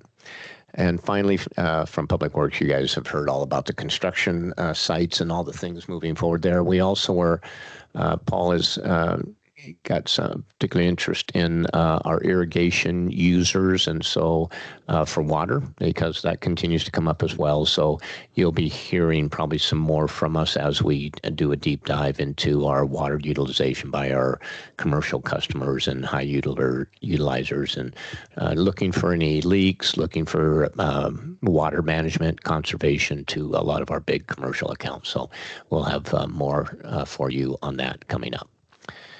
And I'm happy to try to hit some highlights in each department. We could talk a lot, but any questions by anybody? Yes, Vicki. A couple of questions. On the emergency management, in the last month, we've had 2 emergencies. Yes. We had the tanker crash in Port Angeles that affected their water supply, and then we had the tsunami warning. What are we doing to communicate out to our citizens when things like that happen and when they're safe, or is that coordinated through Clown County? Because I didn't see much from us. Yeah, yes, and yes. So thank you for bringing that up. We have coordinated. Number one is when the fuel truck tipped over and the water was jeopardized. We reached out that weekend immediately to see what we could do, as did PUD, as did everybody. They were able to turn their water off, and PUD's was able to fix that. overnight, because we had been meeting with all of our big boxes for emergency management, Costco and Walmart sent trucks of water over there immediately, some from our stores to help them. But probably the real point of this is we've also reached out to Nathan. I talked to him a couple days later and said, I'm dying to know what you've learned, because he said, it's been a good and bad. I say, well, we do tabletops, but you've got a real live thing. Can you come and talk? So he's scheduled, he took it to his ECC. They're coming to speak at our next ECC meeting in September about their exact, the chronological events. They were disappointed by some entities, state entities, and pleased by employees' responses. They came in from vacation, and the port showed up to contain the fuel with some of their fuel containment things, even though it was a river, not their marina. So just a lot of collaboration, and so we're definitely trying to take advantage of that. My question was about communication to our citizens, though. Yeah. I'm not sure we've reached out to them, so that's probably a good thing to. Because during the tsunami, we had the canoes that were out in the straits, and some of them were coming into the marina. Yeah, I don't know.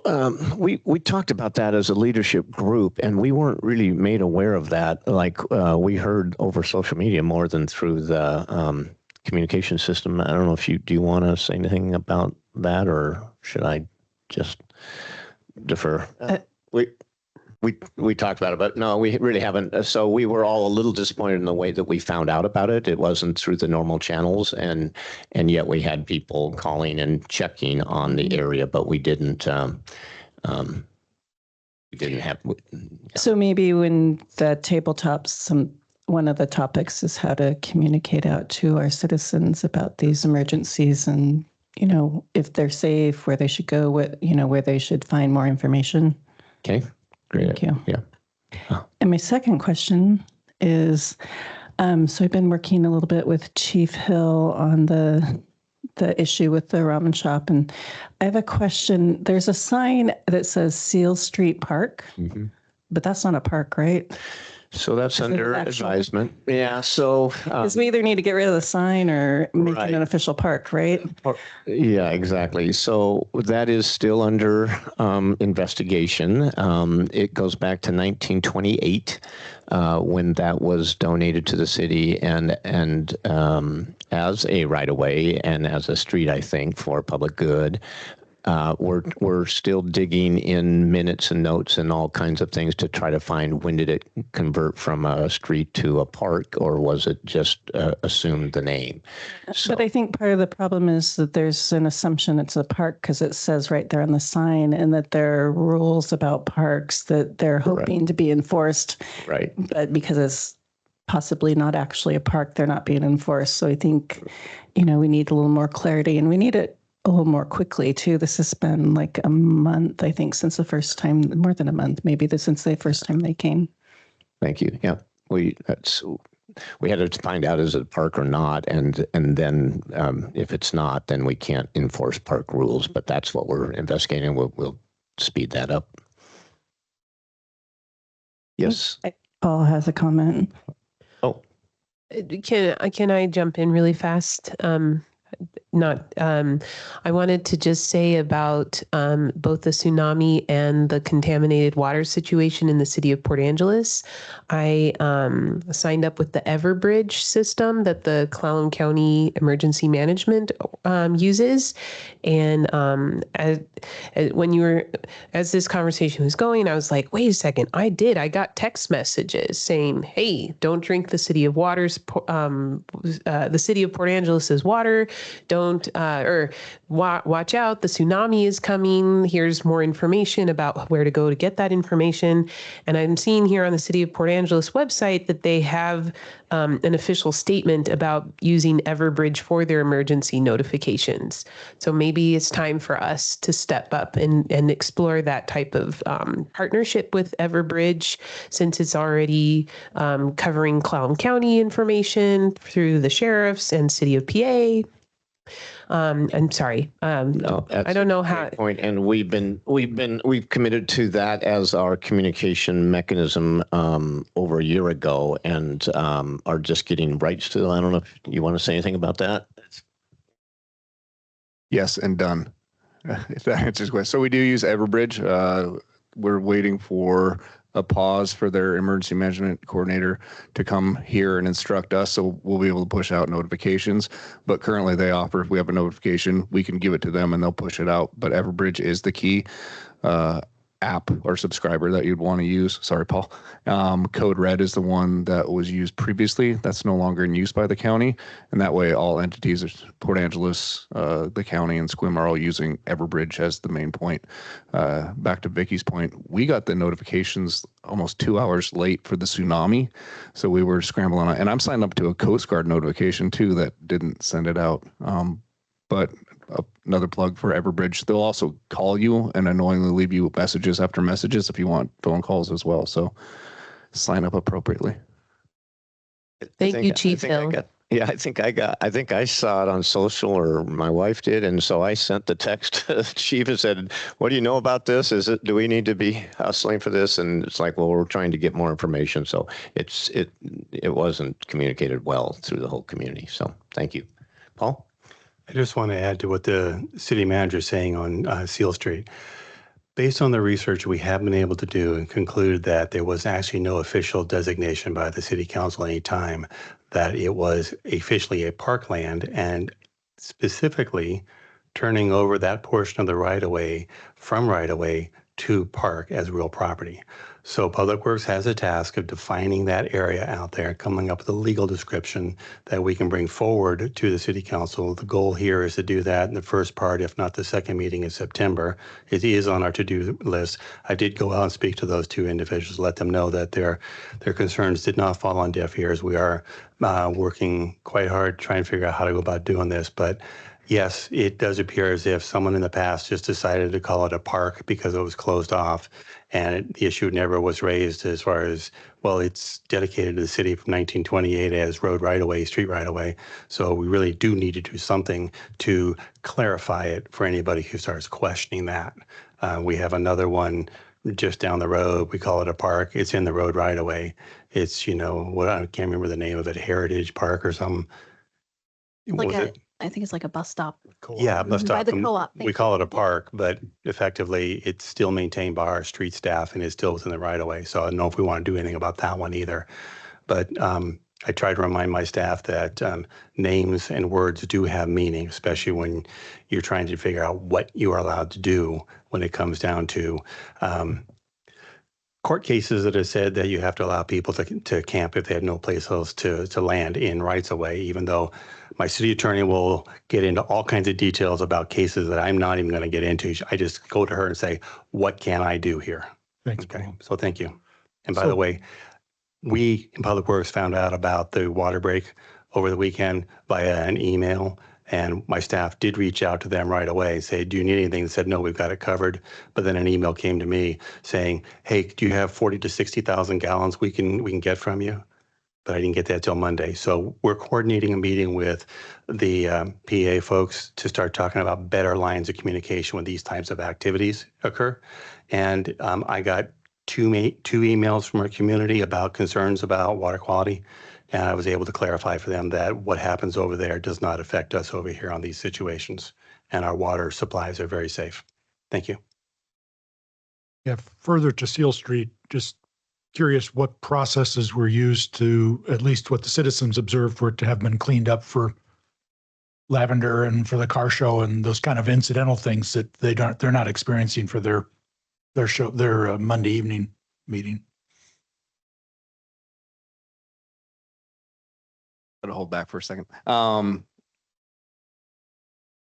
Without getting too much into people's personal lives, the people that spend a lot of time there do have an appreciation for other events occur and take it upon themselves to go elsewhere for periods of time. If they know they don't want to wear it a welcome, but there's only certain places to go. So for this particular weekend, one was visiting a daughter. The other one moved to 2 blocks away. and the other one, another person is, from what I can tell, on a bus to Nevada right now. So I take it there wasn't a specific action by city staff or police department or something that encouraged them to move on for that period of time. They just are kind of intuitively aware. A fair summary. Yeah, thank you. I appreciate you bringing that up, Counselor Butler, because that comment I've heard people in the community say, oh, wow, well, they weren't there. Maybe someone told them to move along, but that sounds like it's not the case. I appreciate the clarity.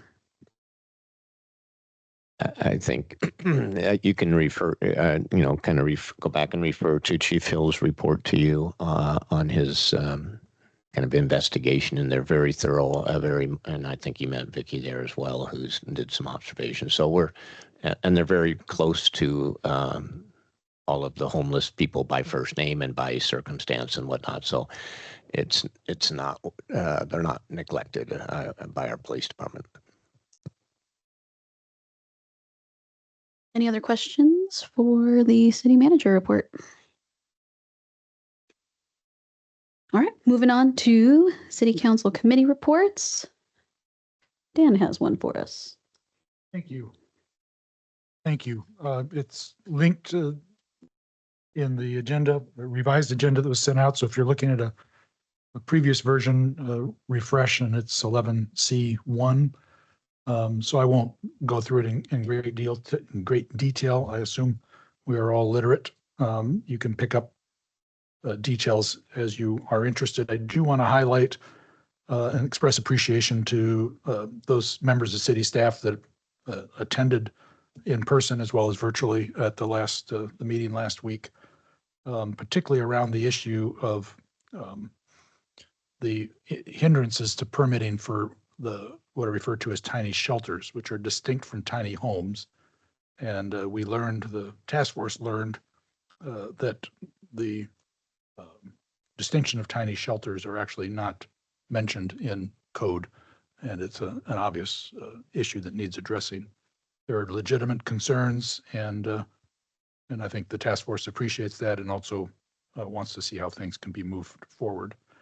We did celebrate the opening of the Trinity United Methodist Safe Parking program, and that group expressed their appreciation to the city and to the county for the supportive guidance it did. It was noted that it took 2 years to get through that process, but they really did plow the heavy soil on that. And I think anybody that comes along now that wants to do something similar, whether it's a church or another NGO, would be able to do that, learn from them, and they're very willing to share their learning things, and then be able to move along much more quickly. I do want to point out, and this is a discussion for down the road, but I do want to at least get it into the record that I was intrigued, but the initiative the city of Port Angeles has taken to create a position on their city staff as a housing administrator, and her name is there, noted in the report. It seems like that addition of that person on staff has brought some real coherence to the various initiatives of a number of entities, whether they're private or public, to find solutions to affordable and workforce housing. It sort of struck me as the benefit, the cost benefit that we see with the addition of somebody that's really focused on looking after grants and going after grants. She seems to be doing a very effective job of bringing that together and addressing that issue within the city of Port Angeles. So it'd be something to take a look at. Yeah, I think the rest of it, I'll leave it for you all to take a look at it at your earliest opportunity. And there is that hot link in the linked report to the Nesterly program, which is for the house sharing. It's become quite popular and effective. City of Bellingham has recently introduced it in that municipality, and they're looking for a partner on the peninsula. And just the city doesn't have to be involved in it. It's just for our information that it'd be a good resource for us to be able to point our citizens to if we can encourage the company Nesterly to establish a branch here in the county somewhere. So take a look at that link. Thank you. And Dan, I thought Silver Nest, which is the same concept, was working with the Olympic Area Agency on Aging, but I don't know. That was something that we had put out there before when we were working on some of the housing stuff. That wasn't mentioned, so this was, I don't know if this has become sort of the gold standard or what, or perhaps it's a little bit of situation like VRBO and Airbnb. They're just competing, if you use that term in this context of apps to manage that space. I just had a Housing Solutions Committee meeting, and there was a presentation on, I think it was on Nestor Lee, and somebody, I don't want to be wrong though, I think somebody had asked about that one, and I think what happened was like another company bought it, and they just stopped working in our area, kind of a thing. So that's one of the issues that always came up with these apps. It's like, I kind of wish we could just have a centralized one for us. So it'd be nice. Well, then I wonder if O3A would be a good partner for Nesterly. Is that what it's called? Yeah, and what it comes down to, because there's certain kind of fixed costs that in the service that they provide, they charge a fee and so on, but there are certain fixed costs, and I think they just want to be assured that there's going to be a minimum number of subscribers before they invest in that. And that's what they found in Whatcom County / Bellingham. And they're just kind of looking to see if. Kind of like the scooter people. Yeah. So it's a very interesting program. And it's proven to be very successful in other communities. And I think between, if you think of Jefferson County and Clallam County, between Port Townsend to Port Angeles, I think. And I think it was population to support it. Great, because they do the vetting and there's background checks. And do they have like a social worker that kind of helps? And then you can agree to do like a certain amount of housework in lieu of exactly rent payment. Deposits and payments all go through them. So you don't have to knock on the door and get the rent out of somebody every month. And that just they make it as easy as possible for two people that don't know each other, live together, and without a burden on either one. Or stigma. It's great. Thanks for sharing. Any other questions for Dan? Any other? Oh, thank you so much for your report, Dan. Really appreciate learning what's going on in that realm. And it was very fascinating to just do a little Google search here during the discussion. Nestor Lee's website looks very polished and professional. Looks like it'd be they're working on creating a really cohesive, authentic online space. And unfortunately, I can't say the same thing for Googling Silver Nest. Seems like it may have changed to Home Share Online, but that website would the laptop or the device here just said, "Oop, I don't know if it said that the Home Share website was blocked." So. I don't know. Anyway, Nestor Lee, I'm so glad that they're a thing. And I really appreciate this being able to keep a pulse on this and this discussion so that we can all be with the most current information.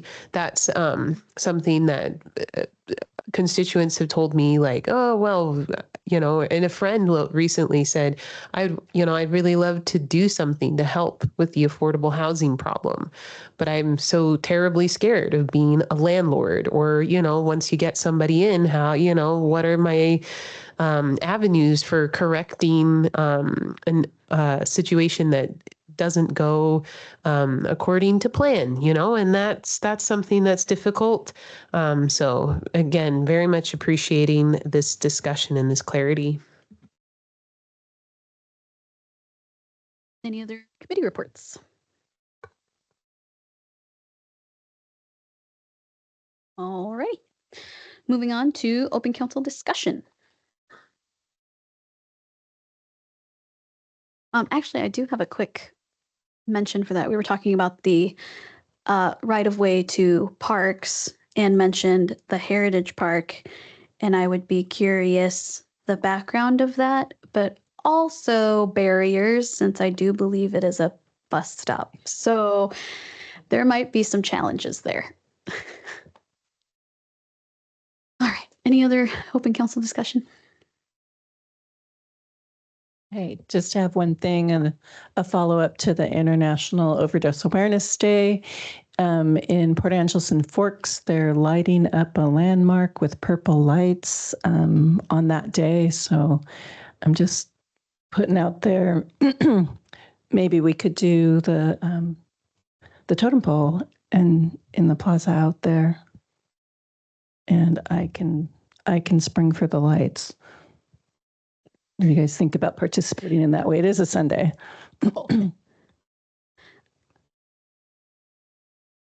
Well, they're going to light up the city pier in Port Angeles, and they've done that the last couple of years. And then Forks has even agreed to light up a landmark, which I think is great.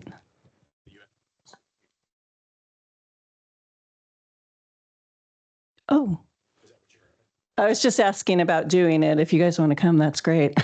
I think we talked a little bit about it at agenda planning, and we didn't know about like how into public displays does that cross lines, does it? So we were just we didn't know, quite frankly, do we have options? I haven't looked into it. It reminds me of some previous council conversations about flags or other groups. What you do for one, you'll do, you need to do for everybody. So I guess then I'll say I don't mind doing the lights if it's tied to a proclamation. Does that make it guardrail-y and helpful?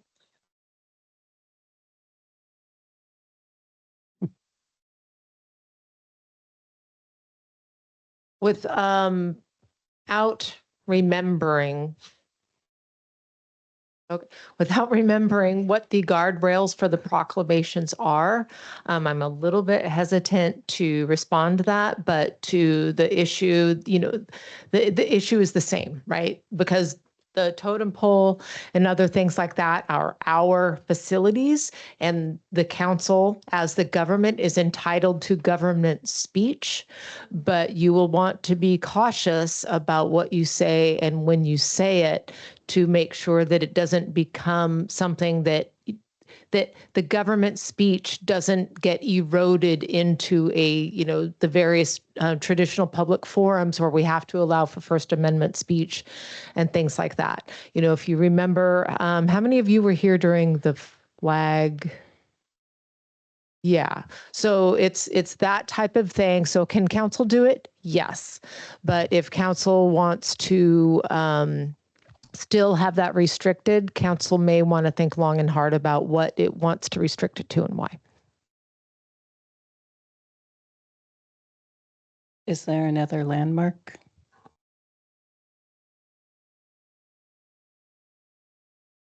I mean, I guess without doing the whole city like property thing, it would be,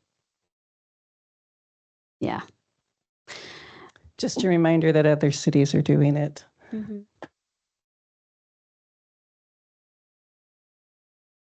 I'm just hesitant. In this particular situation, we would be standing in solidarity with our neighboring cities on the peninsula, because sister city is very specific. We'd be bringing awareness to an issue, much like the POW flag does. Mm-hmm. And it's an issue that is very, very current on our peninsula.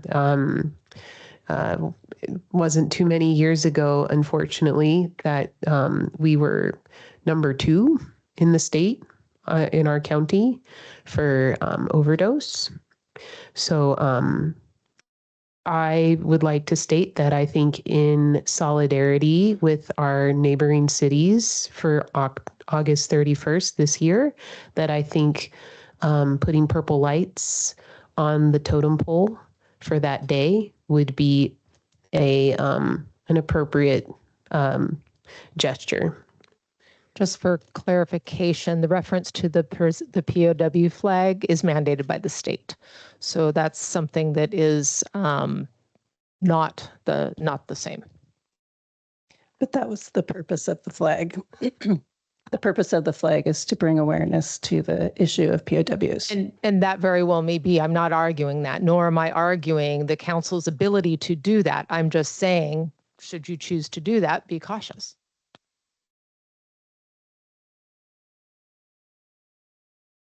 Yeah, it's a bummer we don't have a second one in August, but I do appreciate the awareness because I happen to have LEDs that are color changeable at my home, on my gate post sort of thing. I'm going to definitely make a note to change them to purple at night, but that's a different issue. I will say I'm just hesitant to move forward without a clear policy. I guess you know how I am about policy. Yes, this always happens. Fine, then I will find another place. I hold on now just a second.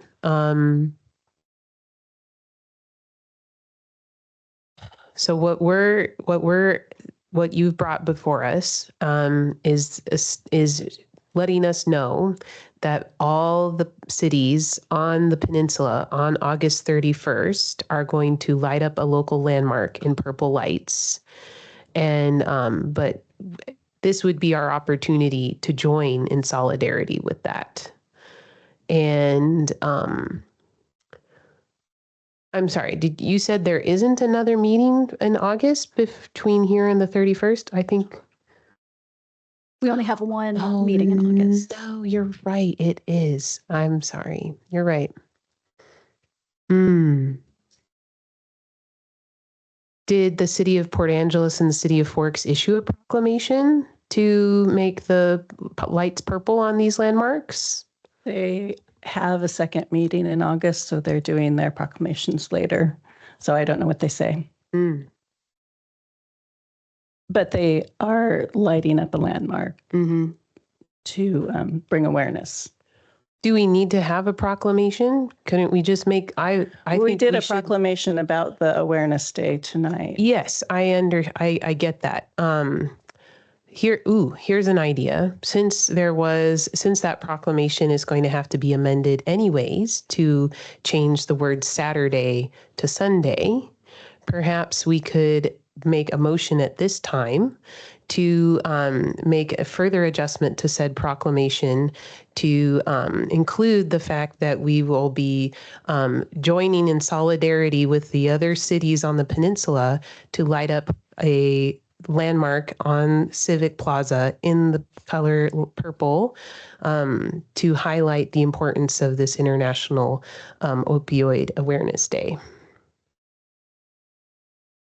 So I guess for clarity, my issue isn't the proclamation or that the light isn't in the proclamation. It's that I would like there to be policy regarding public displays or that the city takes on as an entity, and tying it to a proclamation. Like if we had a proclamation reading and then there was like, oh, there's a light color associated with this awareness day, I would be okay with that because in my mind, that's like clear guardrails. That being said, I always prefer to get legal consult and, recommendations and yeah. I'm happy to reread the proclamation and light up the landmark. Do you know, Vicki, if is this a new thing, doing the lighting? Is that this year? They did it the last 2 years in Port Angeles at the pier. So if we miss this year as we've missed the last 2 years, we have an opportunity to take this as a learning opportunity. And well, I won't be here next year, so that's on you. I'm very sympathetic to what you're asking. I'll start a to-do list. And I'm also very... Well, we could have started that after the flag conversation too, which was 3 or 4 years. That's true. Okay.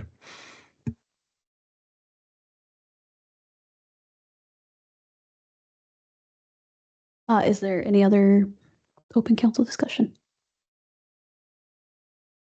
Nope. Oh, Harmony.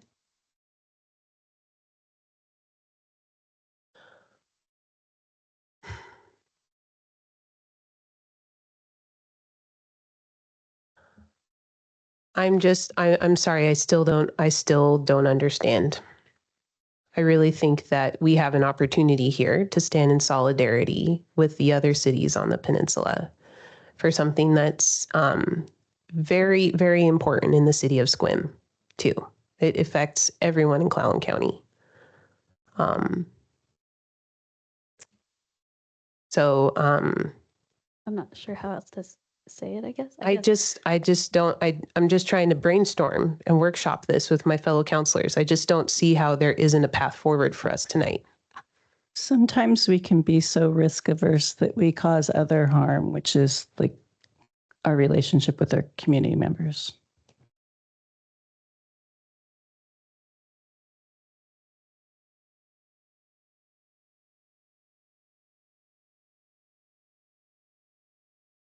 Is that clarifying for you? Or I guess there must be other things that I'm not understanding from the history of this council that, I'm sorry?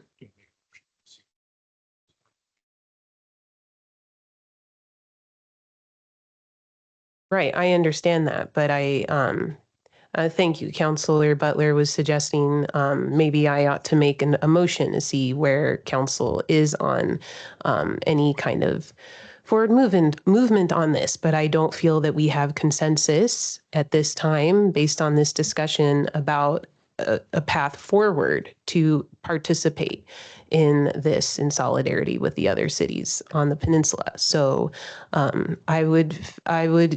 hesitate to make any kind of motion because I don't think that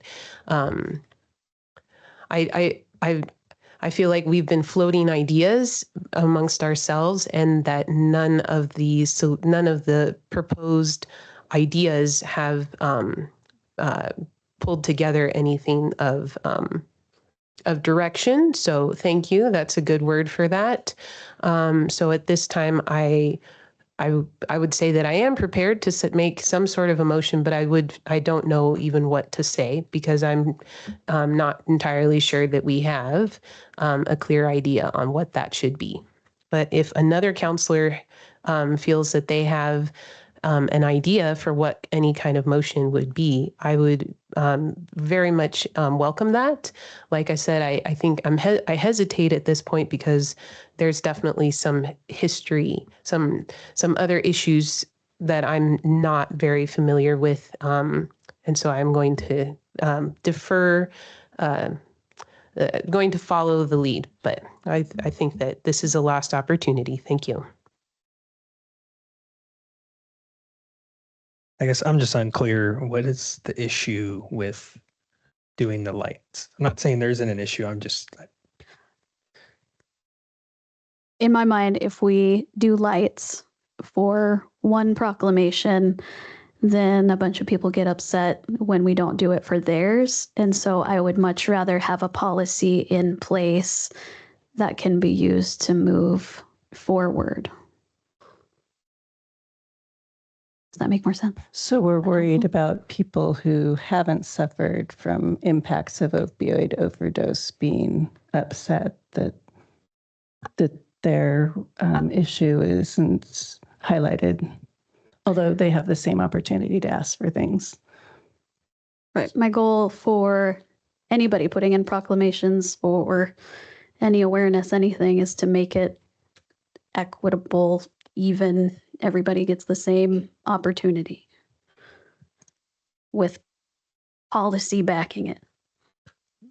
Vicki, just to clarify, because I wasn't here for the flag thing, didn't the council look at a request or requests and actually decline to? They declined and made a policy against it.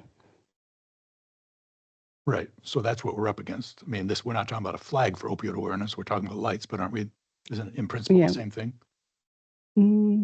No, there's a difference with the flag, and I can't think of the exact words, but if you have,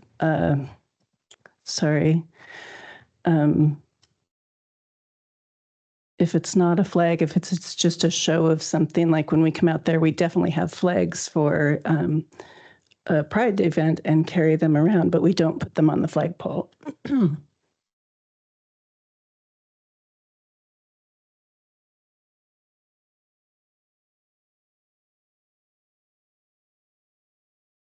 as an observation, since you brought up that particular flag, Vicky, our colleagues in Port Angeles did fly the pride flag this year. And the Jamestown Sklallam also flew a flag from their government buildings as well. So I'm very curious about this discussion and want to tread carefully and respectfully through the next phases of it.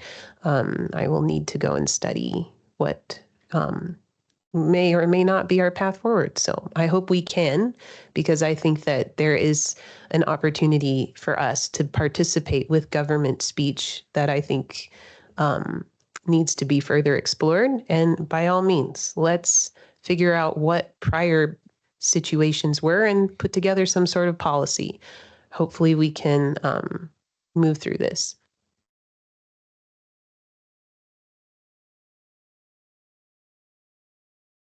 Any other comment? Anything else for open council discussion that anybody wanted to bring up?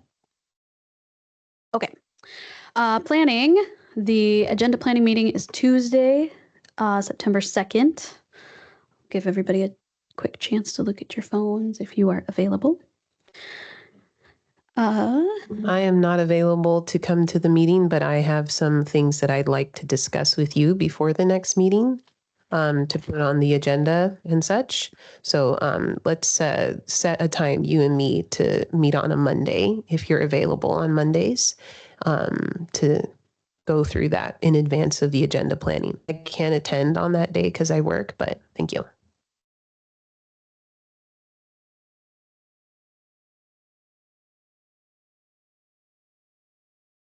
All right. If anything changes, you can always let me or Heather know.